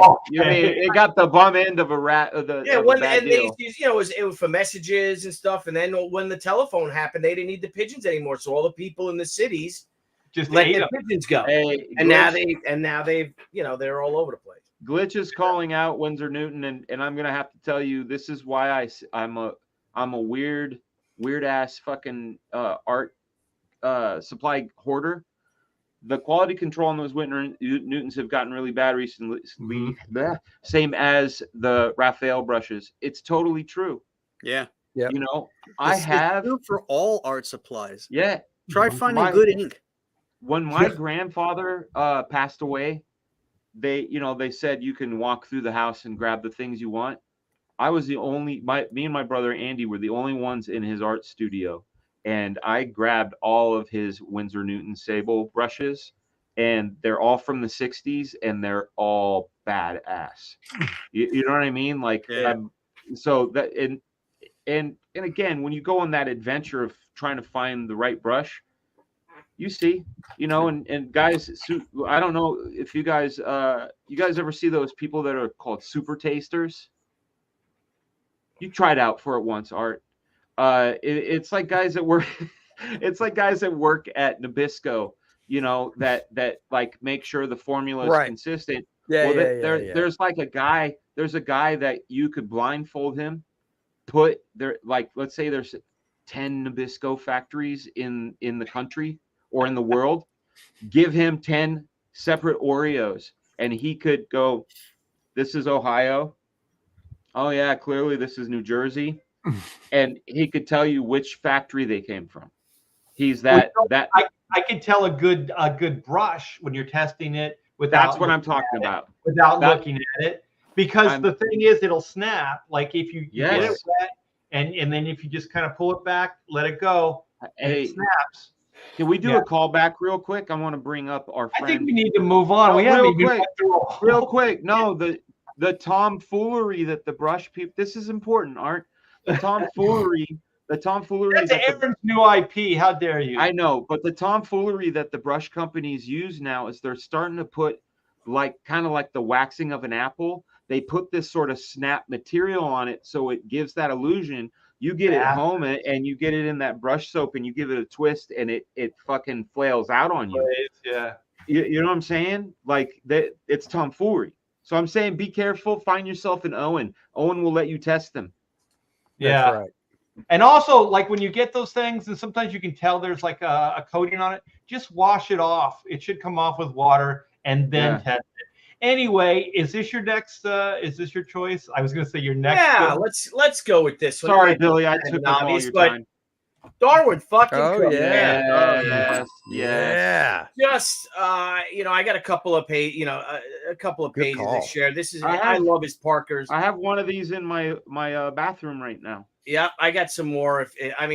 Just a beast of a creator and possibly one of the most confident artists I've ever had the pleasure of befriending and to hang. I mean, Darwin Cooke also did that new friend. I got he was the writer, penciler, inker. Yep. I shared another page.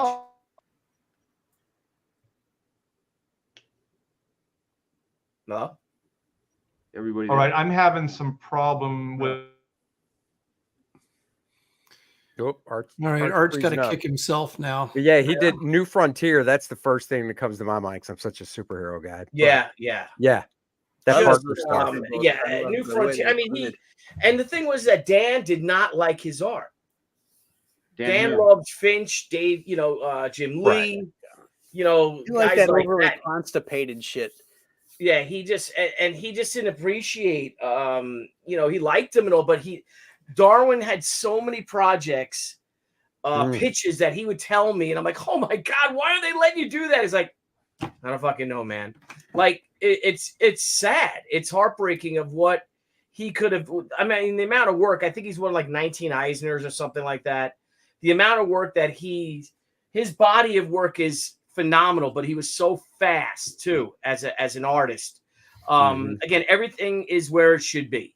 There's no extra. You know where that comes from? That comes from his animation roots. Yep. To be fast. Yeah. Yeah, but it's just a fantastic draftsman, an incredible storyteller. Let me see if I can share. Do I have to stop? Don't you guys feel the same way? Like there's just not enough time in the day to tell all the stories you want. Yeah. Hopefully we won't die early, like Darwin did. R.I.P.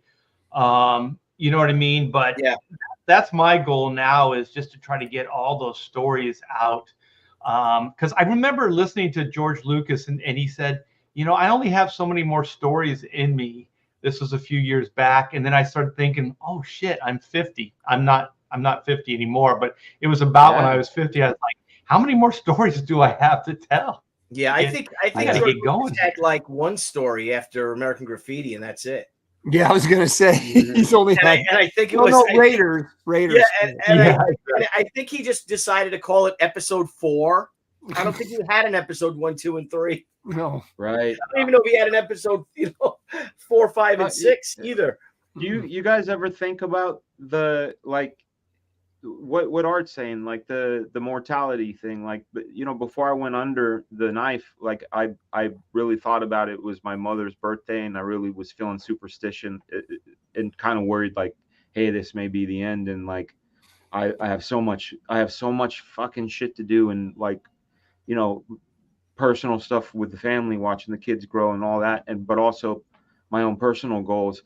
And you run into the conundrum of like how much fuel you have in your own personal tank. Do you try to take it all on? And if you do you create a style in which, like Darwin, you say he's confident? Bruce Timm's the same way. You watch Bruce Timm draw. There's no indecision. Sure. It's you know, and that's a beautiful place to be. You know, so you go.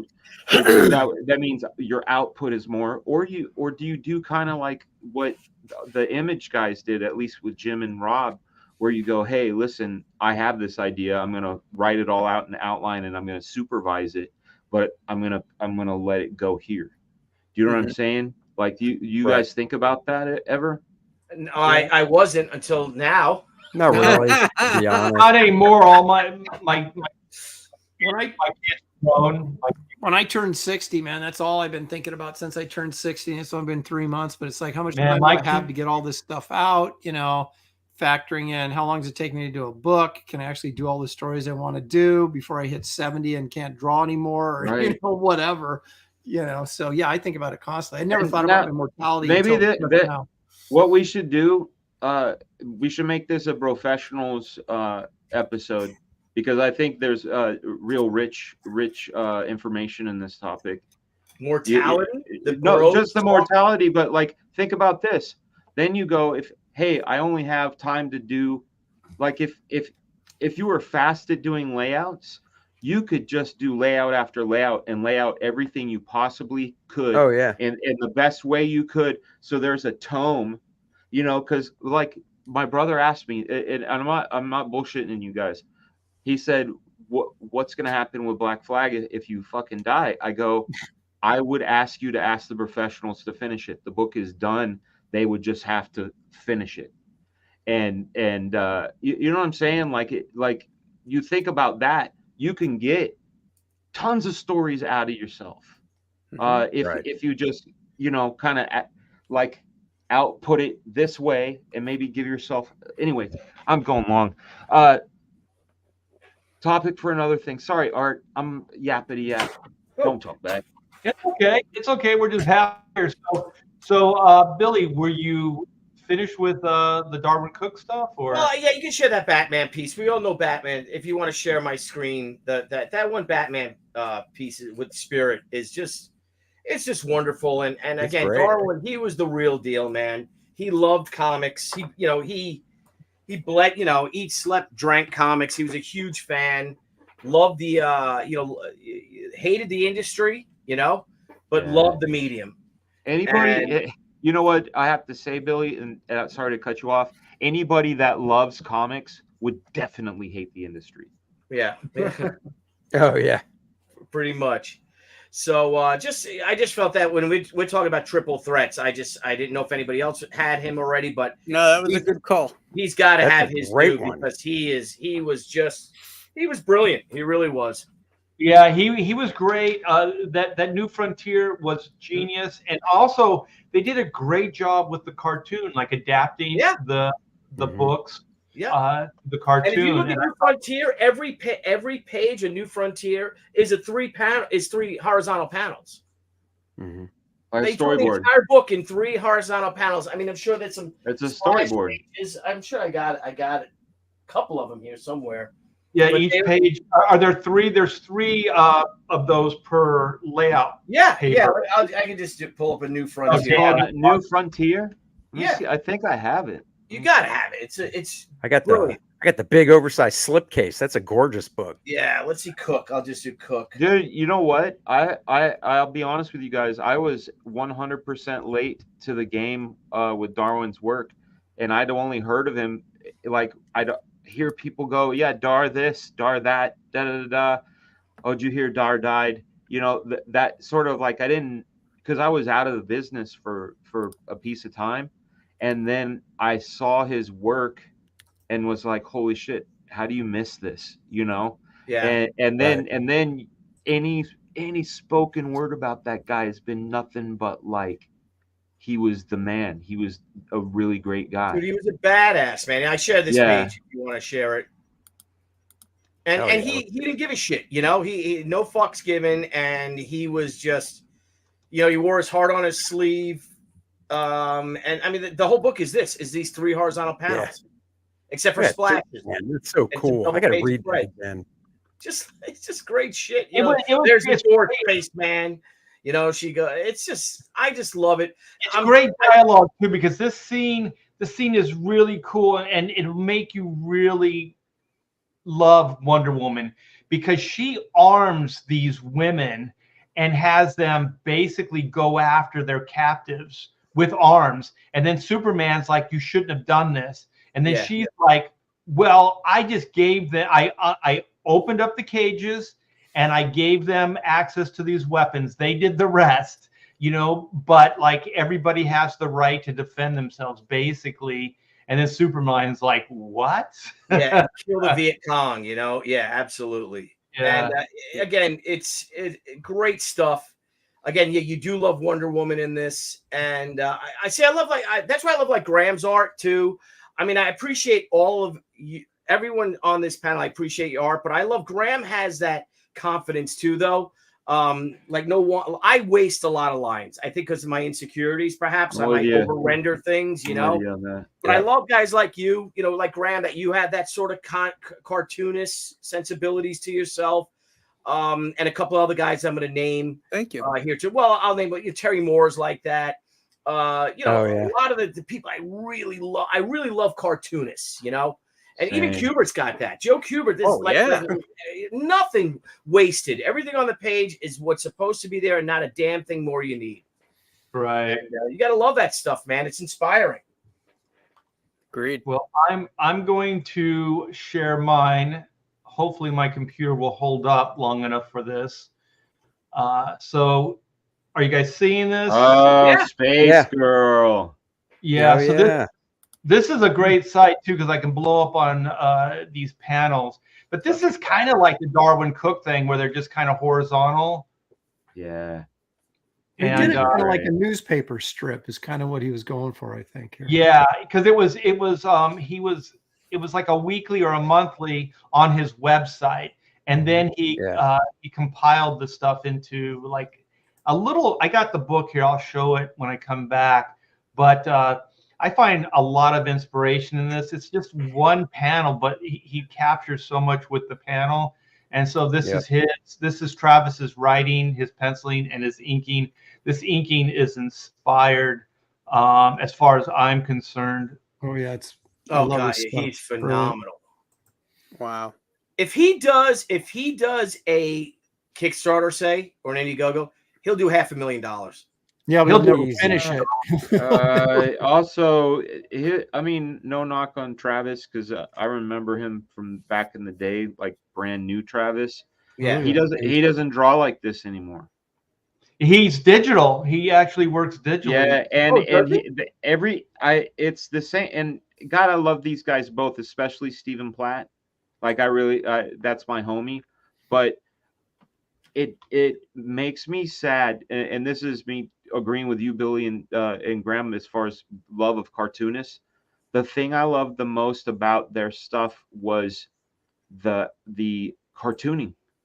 Yeah. And guys like Steven saw that as weakness in his own style and wanted to dial realism into their stuff, and suddenly everything that was charming is gone.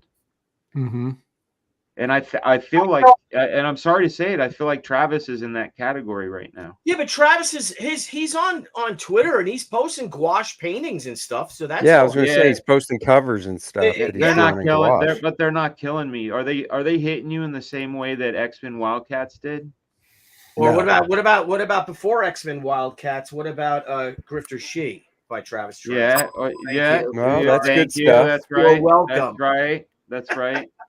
You know what's else great about the Space Girl is all this lettering is on the board, and I just like the balloon, like all the sound effects and everything. You know, we talk about Simonson a lot with the way the sound effects and the balloons really work with the drawing. This is him doing everything. So like the balloons are original. They're like pieces of art unto themselves. You know. Have you ever seen his sample pages? No. There was one year when he broke in, there was an art dealer that had his sample pages. He penciled, inked, and colored everything on the same Bristol board. Jeez. Like because he didn't understand the process. So he actually went and learned all of it, but didn't understand. So that this isn't surprising that he would be able to just go in and do this naturally. Yeah, and also he's one of those artists. I've watched him work at Wildstorm. I had a guy that worked at Hack Studios. His name was Troy Hubbs, I believe, and he inked a lot of early Travis stuff. And so I hung out with those two shared office. So I kind of set up. They had another drawing board there, so I set up. And Travis kind of draws. There's no real underdrawing. He just kind of can take like the image from any place. Like he could draw from a nostril out and draw the face. Like there's not a lot of underdrawing or any underdrawing at all. It's just kind of like he already knows where everything's going to be, and he just draws it that way. And it's pretty insane to watch.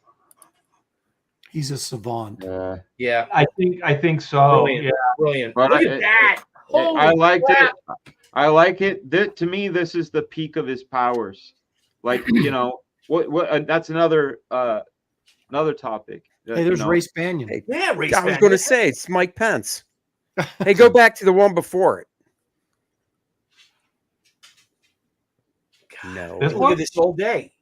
Look at the cock on that guy. I knew Oh you were my gonna say that. Oh my God. Really? Hey, He's Art, proud of it.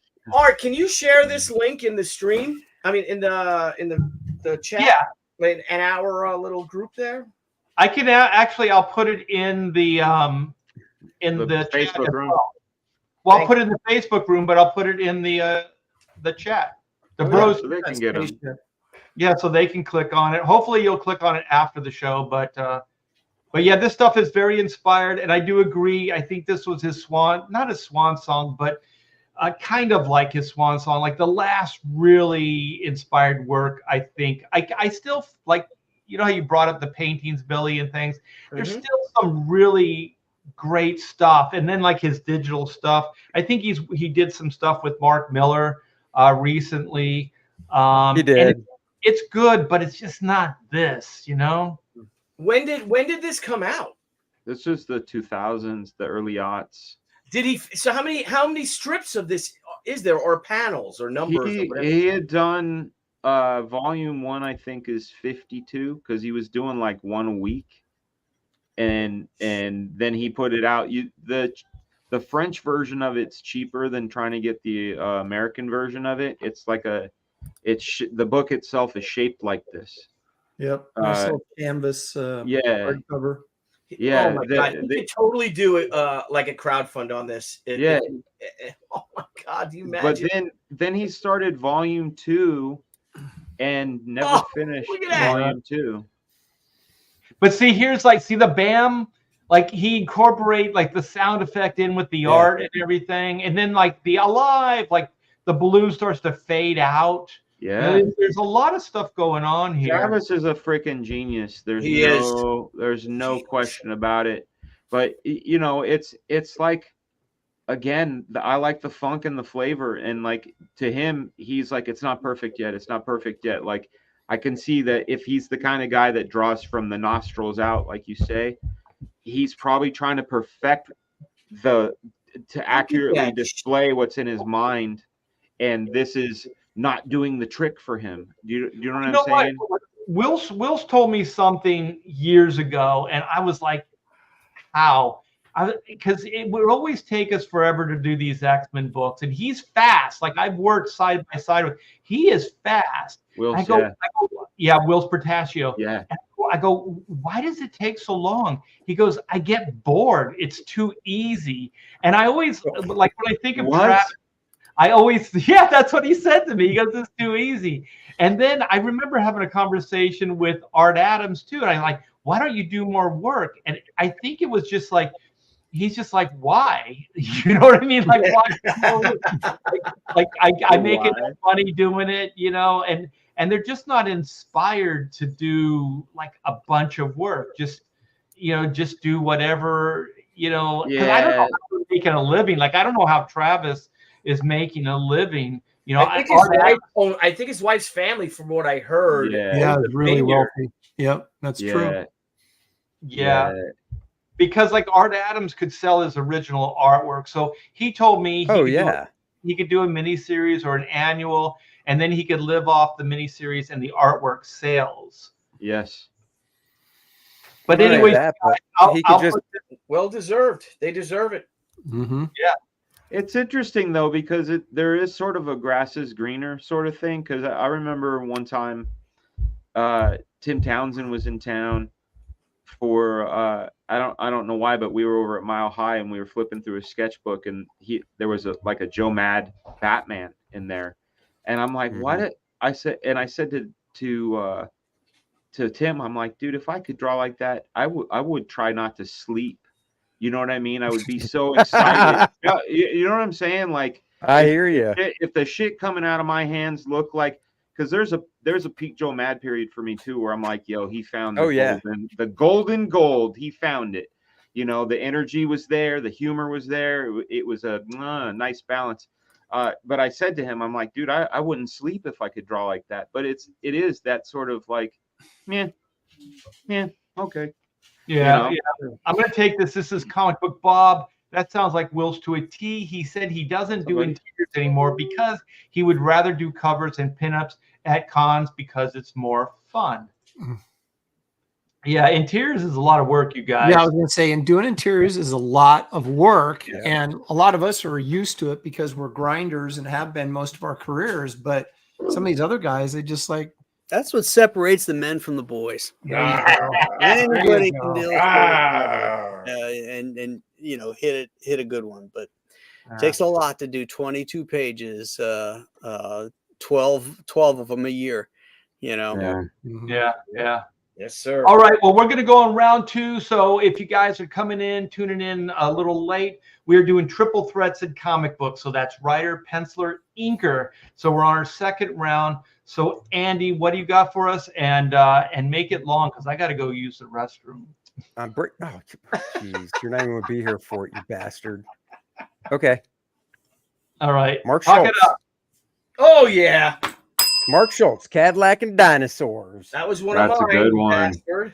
Yeah. Nice. Always dug this stuff. I mean, obviously big Frazetta influence, but just, you know. And Wally Wood, fun too. Book. What's that? Wally Wood, too. Oh, yeah. Oh, yeah. Just a fun book. And this goes back. I believe this is the very first one from 1990. Yeah, I mean, look at that bottom. What is it? That doesn't even look bottom like right-hand panel. Is that him? Is that Schultz, or is that the yeah. guy who does the? I don't know if that's him. No. That's No, not him. look. That's the guy who does the back of the book. This that's is not Schultz. That's good. That's not Mark though. It's not. It No. has his credit there. Unless it's maybe it's his early stuff. Then I apologize. Yeah, this is 1990. Oh, okay. I apologize. It's my fault. Yeah, it's Epic, Volume 1, Number 1, 1990. Yeah, no, this is the early stuff. Sorry, my fault. Yeah. Come on, Billy. Gee. Oh, Graham got me going. Come on, Look at the Billy. Look at the Wally Wood. Come on. Oh, yeah. Oh, totally. That's very Totally. Woody. But that's what I liked about this stuff was those the classic influences, and then obviously, pretty catchy theme for the book and stuff. So, and watching these guys that have this kind of talent, watching them evolve over the years is really cool. Yeah, actually, here, let me bounce up. Use Zenexoic Tales 13 and look at him from here to 13 or 14. Yeah. Oh, yeah. Okay, hold on. That was his last issue, wasn't it? 14, I think, was the last one. Yeah. Yeah, and it was like, whoa. He's working on a graphic novel right now. I can't wait to see. He's been working on it for years. I was just say, what does he do to make? What do these guys do to make a living? Well, Mark writes Commissions. Prince Valiant for King Features. Oh, wow. That's right. Well, that's right. Yeah, that's he has a lot of commissions too, and they're not cheap. Oh, I bet. Are they like really large too, or are they just a lot of them? Depends on what you want, but yeah, this is the one. Yeah, that's super Frazetta, man. Yeah. Wow. Just Man, look I at that. have Look all at this the stuff cover. somewhere. Yeah. I mean, look at that. Look at that piece. Look Right at that. there. Oh my God. Mhm. I mean, his ink, he's got the gray and the ink and stuff. I mean, you Oh, can yeah. kind of see it, but Dry yeah, brushing and just look His at that. inking is just unbelievable. It is. It's remarkable. I mean, he has that brush technique down from, that Frazetta had basically Hey, going on. dry brush too. A lot of that, right? Yeah, yeah. How do you spell Xenozoic? X, right or Z? No, it's X, X. X E. XENOZOIC. Oh, that's where O Z. That's what. So that's where yeah, I I mean, screwed this up. is Look at that. You can just see how he labored over every single panel, kind of like Dave Stevens would do, Yeah.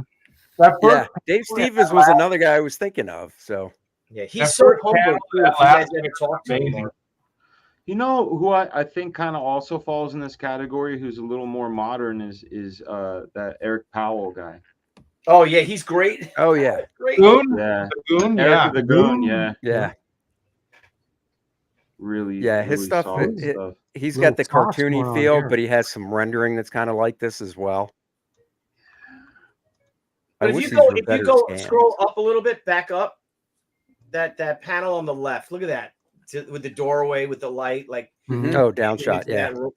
Just balls, man. Jeez. Man, black and white artwork is the way to go. Look at this stuff. Yeah. Yeah. And black mean, and white artwork is the way to go. Yeah. Yeah. Right. There you go. So there you go. Ooh. But Oh, he's getting it on. I got it out there. He's getting it on. You know what that reminds me of? That scene in The Shampoo. Do you remember that when Warren Beatty was making it with Julie Christie on the floor of that party and Jack Warren walks in on him? No one knows. But even if what you they go do. up, even if like just no Been a no long joking time. around. Wait, hold on. Go back. Yeah, no joking There's Mel around. Gibson right there. There's a mullet right there. Look at that. That's Mel There's the Gibson. mullet. That's right. But look at the flowers coming down, even in that panel where he's doing it, right? Look at that. Look at Oh, look yeah. how it disappears into the white goes into the panel border in the foreground. Just stunning. You know What what? issue was this? Yeah. This is 13. 14, I think. 13 or 14? 14. No, this is 13. All you Okay, young well, artists, if you want to make like a sex scene, like artsy, just put flowers in there. Mhm. Yeah. There you go. It's kind of done. Steranko-esque in its layout too, isn't it? Then it's not gratuitous or anything. It's all romantic and shit. You said 14? 13. 13. Oh, 13. Okay, I was looking at 14. Oh yeah. Fuck yeah. This is Yeah. great. Look at those. Look how he did the line work on that top panel, those background buildings. To Yeah, kind of yeah, lay it dude. out. Sense of depth. Yeah. Yeah. Yeah, a little bit of guys- Roy Krenkel looking in there. Yeah. You know Al what I was Williamson. seeing? You guys remember the books? There was one on pencil and there was one on pen and ink by Arthur Guptill. You No. remember No. Pen and Ink by Arthur Guptill? Arthur T. Guptill? You talking about Watson Guptill, the publishers? I'm talking about he's the Guptill of that. See, I don't know Looking anything at- about comics, so I don't know. No, if you guys that's not- are lying. that's Like, not another deep comics. thing. It's this guy who teaches you how to illustrate like that, which is why I'm tripping. Hold on. I'll have to look it up. Oh, you're Oh my tripping. God, I just love the clothing on these guys. Yeah, he designed shirt? all that shit, dude. I mean, look at the face on the bad guy. I assume he's the bad. Yeah, he's the bad guy with the big ears. Oh, and that dude, yeah, with the mullet. The Mel Gibson guy. Yeah, Yeah, the big ears. and I mean, this guy. What's his name? The lead guy. And that's a manly dude. You Yeah. know, Oh yeah, that ain't no Robin Twink. You know, Superman crying in every episode, every issue now. You know, Putting on his boots. Yeah. yeah, putting on his boots. I like this guy's Flash Gordon pants. Yeah. yeah. Worked all the dinosaurs in this panel. Nice. No, look at that. Hey, didn't this guy sell the concept as a cartoon show or a movie or something? Yeah, it was Cadillacs and Dinosaurs. It was a show. It was a cartoon for. Did it Yeah. come out? Yeah, it was a Saturday Okay. morning cartoon. Yeah. I For, thought. it was at least one season. Yeah, at least one. Yeah. Yeah, this is just great stuff. So Mhm. Speaking of Whoa. putting On your his boots on, boots. yeah. Oh, look at that. You know, yeah, but that's how a man puts a boot on, though, or Yeah. takes. What one if they off. That's done in right. that Graham? What if they done in that Superman teaser photo? They had Superman putting on his boots. They had some chick in the foreground laying on the bed. Exactly. Now Now it's it makes sense. Now I Yeah, know why he's that's moving right. so slow. Yeah. truly action comics. That's Superman right. getting action. But look at her. Look at her Oh, look hips. at that. Like, what a real woman that. You know what I mean? Like, just fucking great. Everything about it. That fourth panel is really cool. Yeah. God, this stuff is so good. Holy crap. Mhm. I haven't looked at this in a long time. Look Me at that too. last panel. Yeah, The that's- lighting on that guy. yeah. That guy kind of looks like Peter Cushing.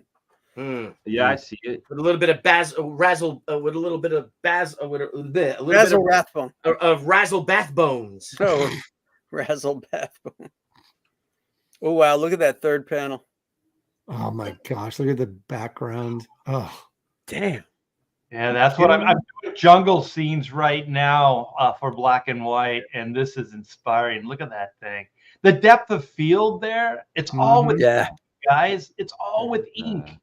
Yeah. Yeah. And, look, and even the bow in the first panel. Look how look how the light comes. You know what I mean? On by his hand. Like just. It is great. Oh. Well, I guess it's time to quit. Yep. I was just saying, well, I'm going to hang it up. Yep. I've seen enough. Sorry, guys. Now, how's Graham gonna hurt us? Hey, Art. Before, I'm sorry. I'm Mr. Interrupt this today. If you can share my screen real quick. This is the Dan, book. is Dan saying something right now? I can't.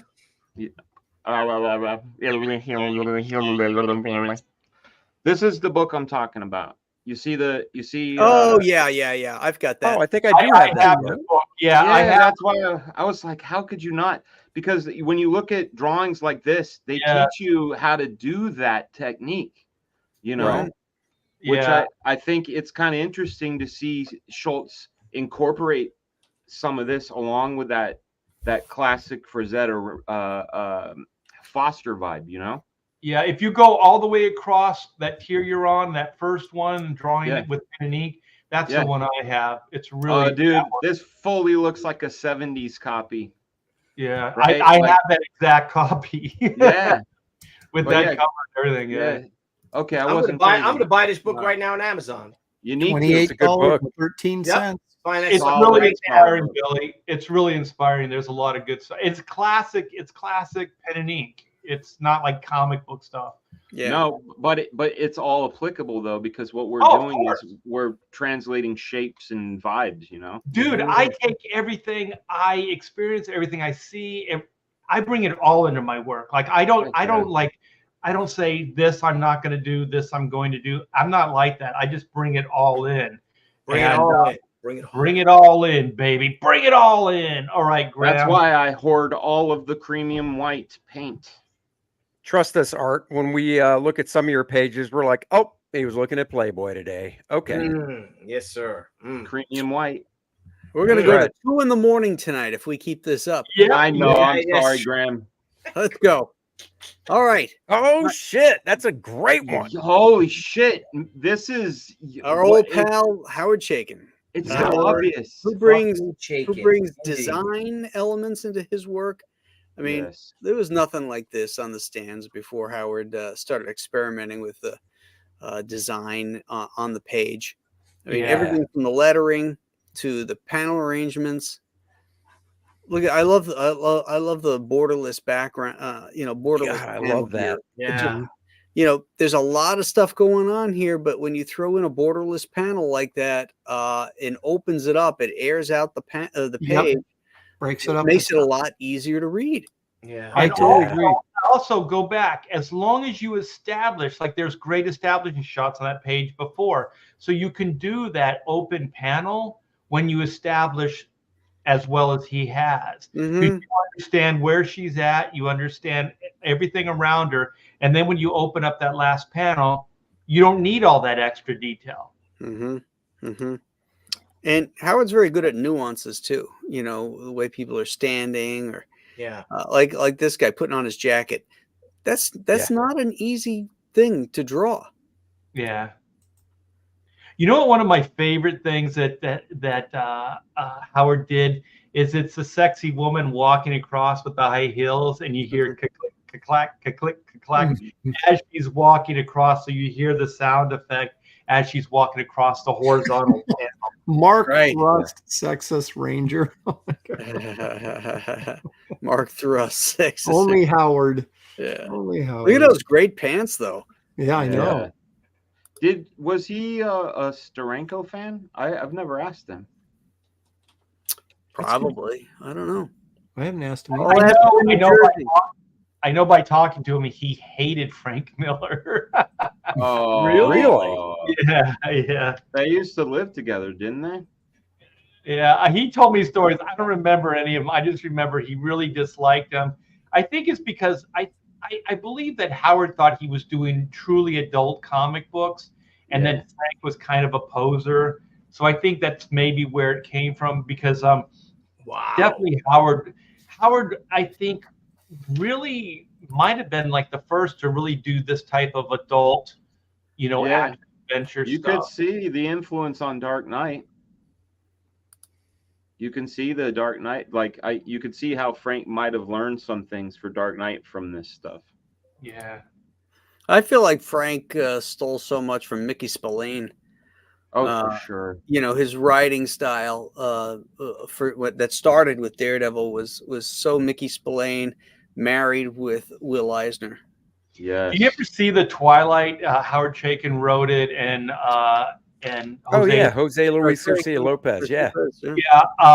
Because I was roommates with Howard's writing partner John Moore, so I got to hang out at the studio a lot. They rented a house, and Howard had colorist, letter. He did everything in house, and I remember just seeing those pages as they would come in. And I think one of Howard's assistants did all the background inks for Jose Luis Garcia. And I remember seeing all those, because I think he was inking them before Jose was inking himself. So I saw those things in pencil form. I got Xeroxes of all that stuff somewhere. Wow. But just fantastic, just awesome. Yeah, this is great stuff. I think I've shown enough. We got to keep this train. I love moving, that stuff. Is this the first? That's the first issue, right? Yeah. Yeah, that was the best. You could tell he was putting everything he had into that. He really was. Yeah, just great stuff. All right, Aaron, what do you got? Well, Don't let us down, Aaron. Don't let us down. Let us down. Just saying, I brought it. Graham just brought it. You need to bring it. well, I was going to do Simonson, but again, too obvious. So I'm not doing Simonson. what about this? Ooh, Pete Craig. Oh, is that Pete Craig? Yeah. That's from that graphic novel, isn't it? Yeah. This was the magazine size square bound, right? Yeah. Yeah. And he colored it too, I think, right? Yep. He's a quadruple. He's a quadruple threat. He's another one whose ink line and his ink style I just love. Yeah. Yeah. He always he had a great great way of doing stuff that no one wanted to read. So he I mean, subject matter wise, I mean, he's Undercut. Boom. No, he's got to be the most underappreciated guy that people never talk about. And he did really great stuff, but it was always on stuff that, he was like doing illustrated operas and different things like that. And it's kind of like, where's your comic book audience for that? But he was just doing this great work. And, I don't know how many people actually ever saw it, but here's another. I don't. He was I don't Alex think Toth. He was Alex Toth of the Yeah. There you go. I don't think he wrote it, but do you remember that Robin 3000 that he drew? Did he write that? It's a good question. What was Art, you want to share that? What was the I one? Elric is what I'm. Yeah, Elric of Melbourne. Elric, yeah. Yeah. Yeah, he Mel reminds Nebany. me of like Maxfield Parrish. Like if Maxfield Parrish was doing comic books, this is what they look. Yeah. You know what would be funny is if Rudy Nebreeze got up in this. You know what I'm saying? He would It's got, destroy it. He would destroy it. no, I know, because it's got Niebuhr's isms already. So he's like, hey, wait, oh shit, oh no. So you know what I mean? You're like freaking him out with his own moves. Yeah, Pete Craig has like a brilliant like ink line. It would be a shame to see him inked by anybody else. Yeah, Sure. but yeah, I mean, he inked. I didn't know the guy. I never met him, or he's still alive, so I shouldn't talk to him about him in past tense. But I never met him, and so I'm just speculating. But he seems like a guy who would always do. He was always inking somebody for Marvel or something. Like that was his way to make money, so he could do this kind of stuff. Yes, yes. Like I remember him. He inked Mike Mignola on what job was that? Did he? He's 72 years old. Oh wait, shit, Art, you're right. Now I'm trying to remember what it was. He inked Golden too on one of those Doctor Strange backup stories. Yes, he did. He Yeah, he inked a bunch of the classic X-Men covers over Art Adams. Yeah. Yeah, he's got a really good line, a good sensibility. Maybe even a little ahead of his time, because there wasn't a lot of thick to thin. Like it was kind of like his outlines were real linear, and that's kind of more of a contemporary style. Yeah. Than of his time.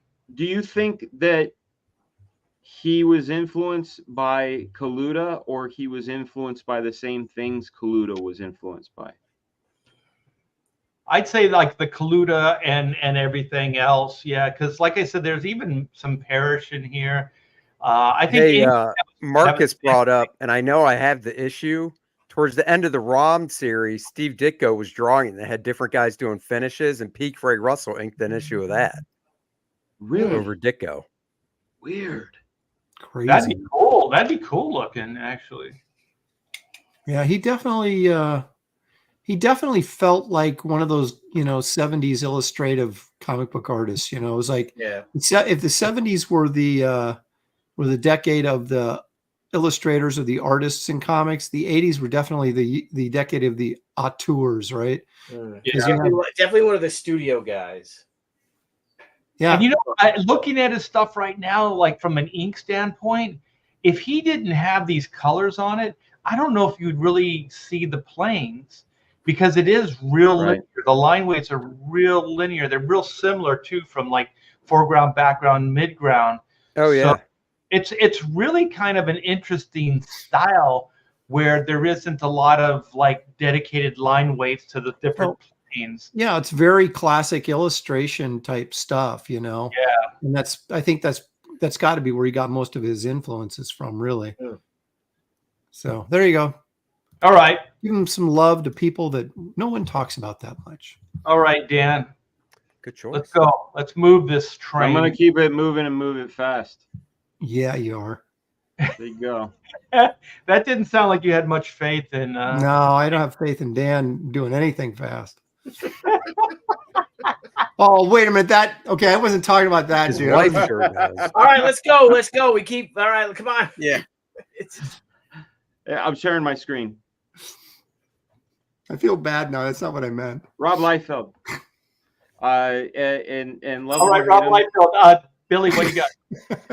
Oh shit! I'm just kidding. That was fast. No, there's definitely. I mean, on an artistic level, on a writing level, his stuff was very bubblegum. Michael Bay, a lot of fun. Just a lot of fun. He definitely is a triple threat for sure. Yeah, and by the time he was on New Mutants '98, he was writing, penciling, and inking the book, going into X-Force. So he did a whole bunch of stuff as a triple threat. I've always enjoyed his inking style. It was funny. We had one of those moments today. Somebody had bought a Bloodstrike page off of an auction that I had inked over Rob, and this is from like '94. And that people say, oh, it's sort of a special thing that you guys, have your finished product. And then I realized quite quickly that Rob doesn't like people to ink his faces. And there's like 4 people that he'll let ink his face. And I'm one of them. Ooh, look at you.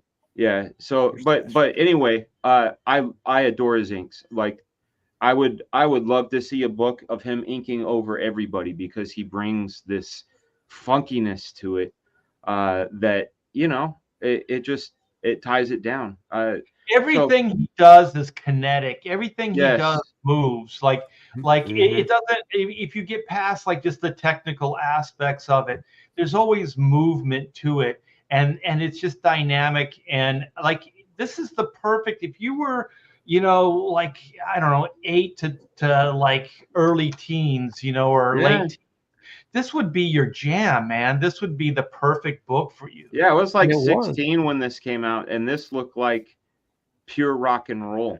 You know what I Yeah. mean? It was so in your face, and yeah, it's just really good stuff, man. And the stories were very inventive, and he knew how to create a moment, you know. And what I mean is, like, there are a lot of guys that are like Rob Liefeld super fans that are in the world today doing fun work too. Like, take Robert Kirkman, right, of the Walking Yeah. Dead success. He is a huge Extreme Studios Rob Liefeld fan, and he was telling Rob, you know, some of his favorite things weren't necessarily Liefeld's drawings, but they were Rob Liefeld moments. Like when Strife takes off his helmet and you see this full face of somebody that looks exactly like Cable, and you're like, what the fuck just happened? You know what I'm saying? Like, Yeah. Rob knew how to kind of knock you over with these moments, these little snapshots, and everything in between was kind of noise, but it was awesome. I still have great love for that old stuff. No, the perfect choice for the triple threat. So, Billy, what do you got, man? Share it up, bro. All right. I like to hear that. I've got a super chat too. I'm going to take that. Whoops, wrong button. Let me Powell, man. You guys talk about Eric Powell? Well, hold on. Let Oh, me yeah. get this leg kick for a super chat for $5. Thank you. Glad to see Billy and Dan on. Hope you feel better, and glad to hear your expert art coverage. Graham, Art, Aaron, and Andy, professionals, is great. You're darn tootin'. Thank you, Yeah. Leg. God Thank you so bless much Thank you. for the God super bless chat. him. Oh, this is an excellent choice, Billy. I mean, Yeah. Eric Powell. It's not sharing. Let me see if I can. Let's see if I can share it. Nah. When I click on something, it doesn't share. But you could see. I mean, again, like I said, we're going over. Eric is an astonishing talent all around, and he's a sweet guy. I mean, I would Super just sweet look at guy. you talk about his storytelling, his draftsmanship, his Eisner influences, but just every aspect of this guy's creativity is just This inspiring. guy, going back to you saying he's a sweet guy, when Yeah. when Goon was first coming out, I wrote him an email, and this is in the early 2000s, maybe late 90s. And I was like, man, you probably don't know who I am, but I really dig your stuff. It's so amazing. And he wrote me back, said, send me your address. He sent me a copy of everything that had ever come out up until that point. Wow. Oh, Just damn. that, like a care package of, oh, you like my shit? Here's everything. You That's know, cool. really, really cool guy. Yeah, he is just I think this is an amazing character. There was some talk, and they had made a short. Why it wasn't made into a film yet, an animated film, but it's a brilliant concept. I recommend everyone to get the Goon. I love that one where there's a bunch of old crap, the omnibus. If you see that, he's just a great guy, and like I said, an amazing, very, very quiet genius. I think he's a genius. Again, another one that has that animation, real cartoonist type of Yes. Yeah. feel. But look at his paints. You can see his washes. You know, he Yeah. can paint his ass off. He can. Oh yeah, he's a great painter, shockingly good. No, it's just like I talked to him. Look at that guy. Look Yeah, at the those character covers with a hat, man. Holy shit. That's Alice Cooper on drugs. Yeah, I mean, he's just like I said, guys, read the Goon, check it out. And, you know, he's just brilliant, man. And again, he's a good guy. He really is a good guy. Heroinberg, I brought up Barry Smith in round 1. Yeah. And that was the Weapon X stuff. I found this. This is the Space There Girl it book is. that we were You have the talking English one. I couldn't afford the English one. I had to buy the French one. Say that again. Let's see. Oh, it's small. Oh man, that thing's going for like $200. I looked That's when what we I'm were talking online. about. The French Yeah. version you can get for about $50. He gave it to me at a con. I don't know if you can see his signature. There it is. Yes, I can see it. Yeah, Matt, like I said, imagine that book is 12 inches high by, I don't know what it would be. 12 2.5, 3. by 15, 16 or something, whatever, 17. And Yeah. a hardcover like that on he does a crowdfund. It'd be He'd make $1 million. Oh my He'd God. make $1 million easy. Yeah. Thank you so much, Paul Taylor, for the $10 super chat. Hail bros and chat. As someone who enjoys hockey, I can appreciate a goon. Yes, sir. Oh my God. All right. Well, I am going to share my next, and this will be the last, and then we'll share our campaigns with you guys, and then bid you adieu. Or don't. I do. Or don't. All right. Oh, yeah. Oh yeah. Yeah. Yeah. And brother, I found some high res stuff, and this is one of them I really wanted God, to share. look at that. It's so great. Damn. Is that Monkey Man and O'Brien? Yeah. Yeah. Yeah, look at there's atmosphere. Like you feel the light. Yeah. Well, the dust underwater, like the ground. Yeah. He captures it right here. Yeah. Yeah. SOB. Look at all that work. Look at all that Yeah. work. I know. Jeez. Yeah. Eventually, when I retire, this is the type of work I want to do. Yeah. Really, When when I I have retire, I want to fish. Yeah. And so this is Monkey Man and O'Brien. This is a more graphic. It's probably for a T-shirt or something. Earlier work too. That's probably 93, Oh, yeah, that's- 94. It's 93, I think. 93. Yeah. Yeah. So I got a couple here. Here's some of the interiors. God. Yeah. So Fun great. stuff. I think It's all lettered on the board too, so you can tell how old it is. Mhm. I missed that, man. I missed that too. Tom and Lois. Jeff Smith still does that. Letters on the board and all. Does he? Yep. The hard That's part, the hardest part, like when I was putting the Black Flag team together, I wanted Ken Brusniak to be my letterer because he's like one of my favorites. But there's like the logistics of it, right? Like the getting him the boards and getting like it's just logistically kind pain. of crazy. Yeah. Yeah. And, Yeah, and if it you're not doesn't lettering allow for any editability. It's hard to edit afterwards. You know what I mean? Yeah. Yeah, if you're gonna do editing on the board, you almost got to do it yourself. Become like Kevin Nolan and become a really good letterer yourself, and then just do it yourself. Look at Right, that, dude. Yeah, and yeah, maybe Gorilla got inspired by this guy a little bit. I love I the love that. gorillas like shoes. They almost look like boxing gloves with fingertips. Yeah. Yeah. They got little laces on them. Yeah, it's pretty cool. It's just great design work. Yeah. His stuff is just so much fun, Oh, look but at it's that. high art too. It's like cartooning, but it's high art. Oh yeah. Great stuff. That's Don't sort of get on it, cool. Froggy.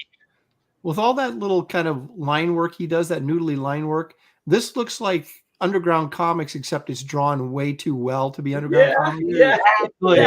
Exactly. Yeah. The And then there's underwriting like- though, and it's all inking. It's no zip, no, Right. no wash. It's all black and white line. And all that like cross Kirby. hatching he does, it's like you got to have like the patience of Job, man, to do that kind of stuff consistently. Yeah, but just the design, just of stuff, and Oh yeah, so cool, man. The spacesuit or whatever the hell this is. Yeah, it is sharp. Oh my gosh, I like the openness too of the suit, and then the busyness of the gorilla's hair. Yeah. And then the girls too bring you back out because like Yeah. the sweater in that second panel. Yeah, just nice, good stuff. I got a few more. Hold on, just gonna share. It says I think he did the color work. This is probably markers and pencil, like Prismacolor pencil and, cool. and dies or something. Yeah.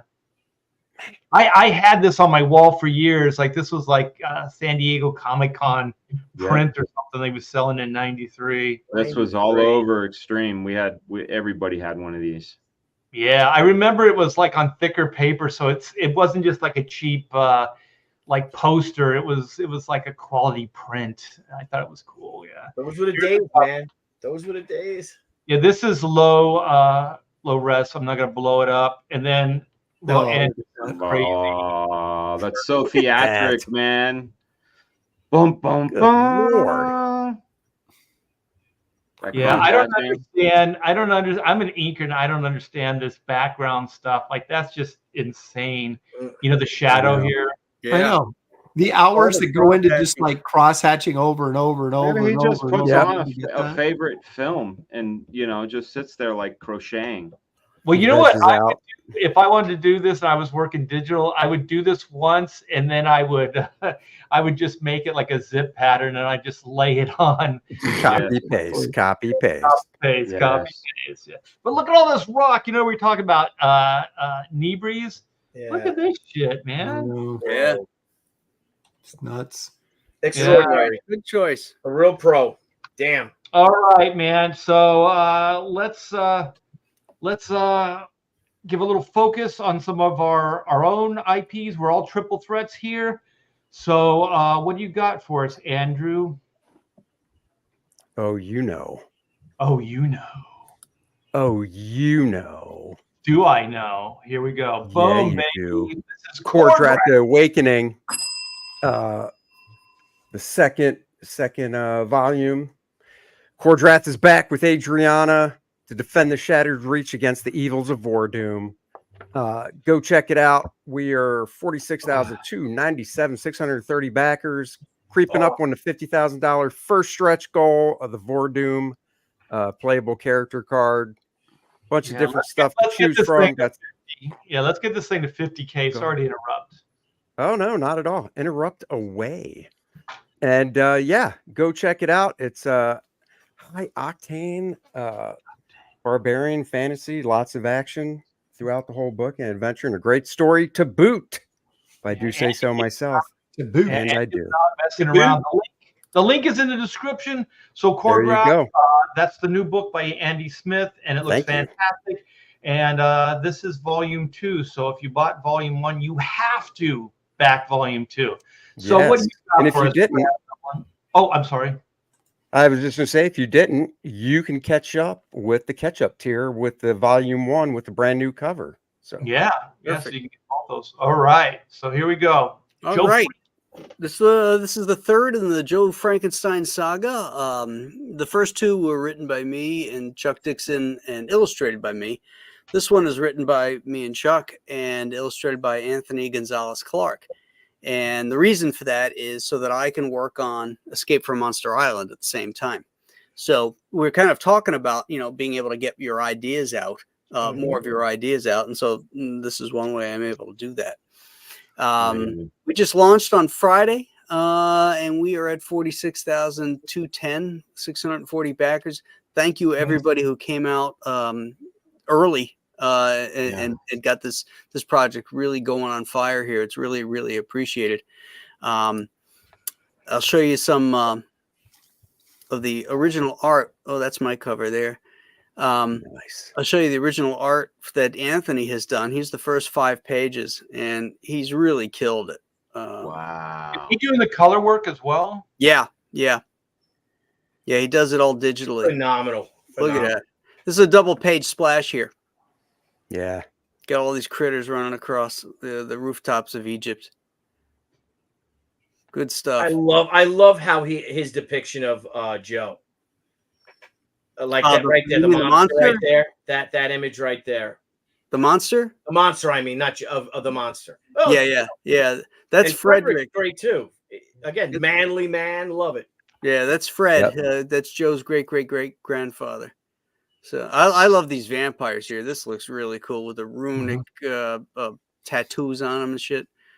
But yeah, give it a look.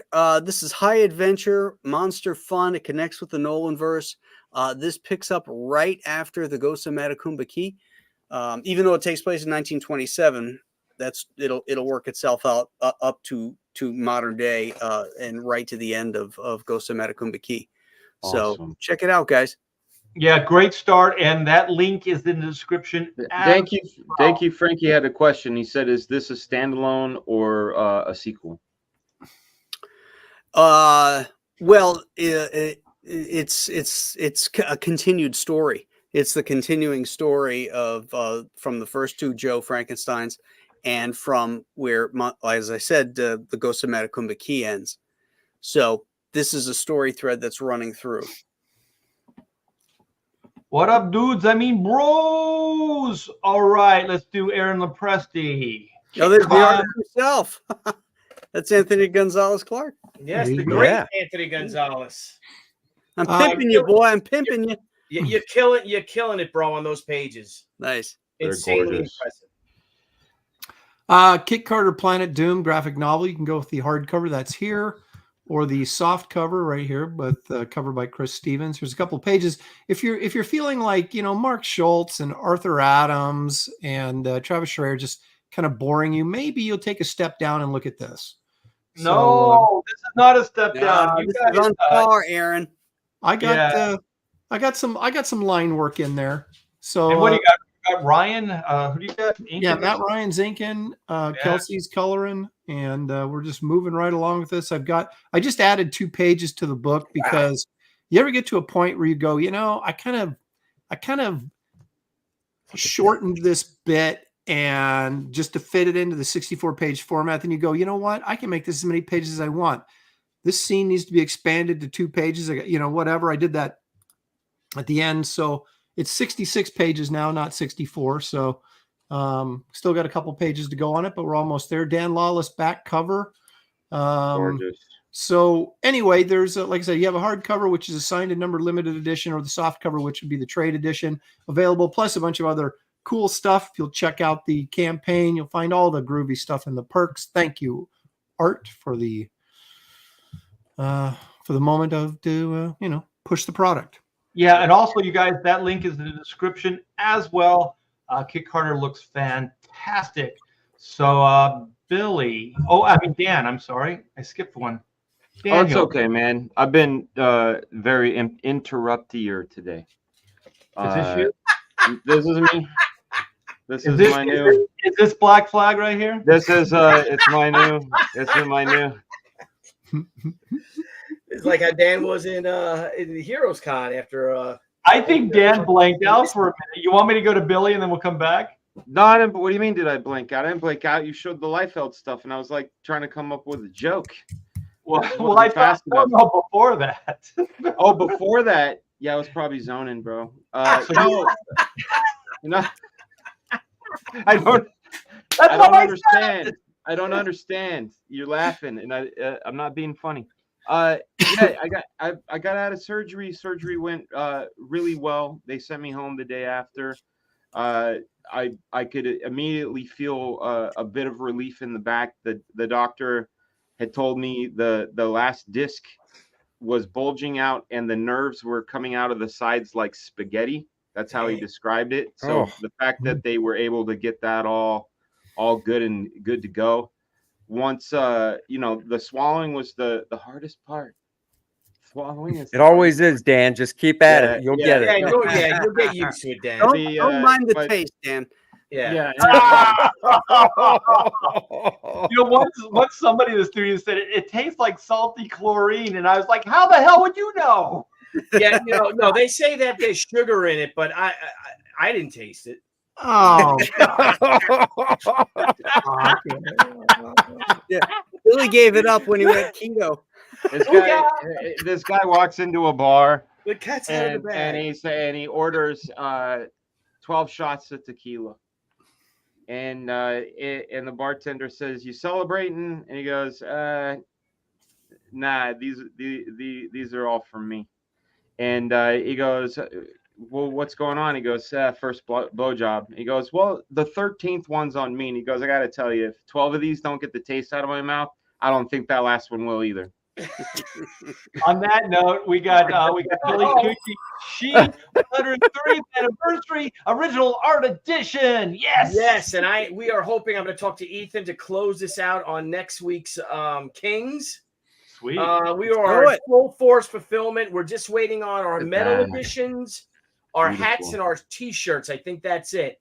And we've actually sold out of this book right here, of the hardcover with the dust jacket and the book ribbon. But we are offering the same book, sans dust jacket and book ribbon, as our Indiegogo special at the reduced price of only $48 for this 112-page original art edition. If you buy it in the comic book shops when it comes out in a few weeks, it's going to cost you $65. Hey, what's the price difference of the people that get the dust jacket the dust jacket was $50. So if you got in early, you got the dust jacket for $50, reduced to $48 because that dust jacket book is gone. Okay, I am selling dust jackets and bookmarks for $1. There you go, man. There you go. So, guys, thank you so much for helping us. We, like I said, if you guys saw me on the Kings, my insurance company's trying to screw me over. What? So, I'm gonna need a big closeout because I'm effed. Thank you all for your the truck shebang bang. Yeah, the bunk shebang bing bing. So, I told Graham all about it. Graham was ready to hang himself, I think, after I kept talking to him. I wouldn't leave him alone. Well, I'm He's glad like, how you doing? I'm like, how am I fucking doing? I'll tell you how I'm doing.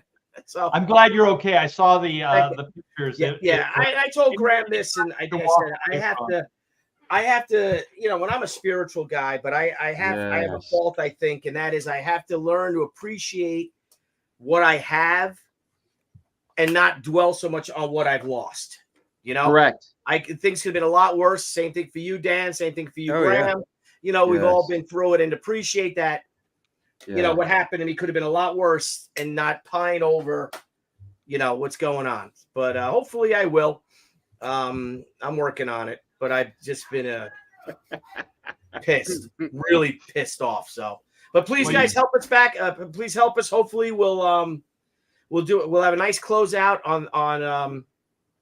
on the Kings on Monday. Tuesday, I think the Bros is mine. On this coming Tuesday. However, I won't be able to make it because it's my son's high school senior class sports awards. So that goes to me? Yeah, so if I could switch with you, Dan. That's fine. I'll come up with something. I already came up with it today. Thank you. Well, tell your kids congratulations. And the new sheet book is in the description, so they can still back it, right? It's still in demand. You can still back it. It's going to be our last week for it. I got to clean because we're going to launch She Gatecrasher in a few weeks. I'm actually drawing a cover right now. Sweet. Oh yeah. So I saw some Minnie Mouse up in there. No, you didn't see Minnie Mouse. So we're going to launch that next month, and we got to close this campaign out because look how we're doing, right, Graham Nolan? Yeah. Hey, how soon is Heroes? It's like two weekends away. June 16th. So a couple weeks. Less than a month. 2 weeks. Awesome. 2 weeks from this weekend. And it's Andy, Billy, me. Are you going, Graham? No. Okay. So but then it's Andy, Graham, and me at Garden State. Yeah. Right? So Andy, the two of us are the crossover. Yeah. These two gents. You got Jersey. And my son William's going to come. Like I said, I did mention that to you, right? If we hang out at your house, if he comes, dude. He's a great kid. Yeah. He's quiet. All right, you guys. Well, I'm going to share this. This is my pre-launch page. It is for my new art book. It is called Oodles and Doodles and Other Stuff Too. This will be a second printing. The first one sold out. It was pretty limited. We did 500 signed and numbered. And those books on eBay are going for $90 to $100 now. And so we're bringing it back. And hopefully we'll be able to do a new version of this. I'd like to, with stretch goals, do a new cover and possibly add 8 new interior pages with some CG creators. So here's what the book looks like at this point. It may change. So it's 8.5 by 12. It's a magazine size. And it's 59 pages, but we are going to grow this book with your help. And so this is what it looks like with the dust cover. This is, like I said, the original version. And then there's some interior pages here that you can come by and see. So this is also in the description, the book. And here is the actual book. So like I said, we did print this up. So the files are ready to go. All we'd have to do if we get the new cover is slap the new cover in and 8 new pages, which is no time at all. So this book will ship quickly, very, very quickly, which is good. And here's some of the interiors that you guys can see. Let me find some good ones. Grandma liked this one. There's Adam West. Yeah. Cool. Yeah, our hero from our past. Yeah, That's right. Oh yeah. It's a real Great looking Batman. book, bro. It's a great looking book. And here's some fun stuff. The black and white stuff doesn't really show Nice. well the cover. Let me find some color work. Let's see. Here's some Captain Action boxes that I did design work for. These are the coffin boxes for the toy line. So there's all kinds of stuff in here. It's not just oh wait, I gotta find this one.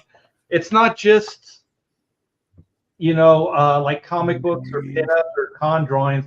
It's all kinds of stuff. So this is basically, I had the inks of this. I digitally re-inked it and then got Thomas Mason to do the color work, and he did a fantastic job on this. When he kicks it, man. Yeah, there's all kinds of cool stuff in there. So you got that to look forward to. So we're doing the pre-launch. So the drill is give us your number, your email address, and then once you sign up, and then the campaign launches, you back a book, you get a free print. So you got that to look forward to. It'll be an exclusive print to this campaign, to this book. And I want to thank you guys for supporting not just my book in the past, but all of our books, all of our projects.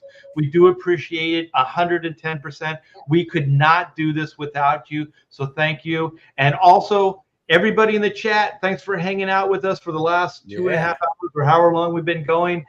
We do appreciate that. And also the super chat. So you guys with the super chats, always appreciated. It lets us know that we're kind of doing something that you guys like.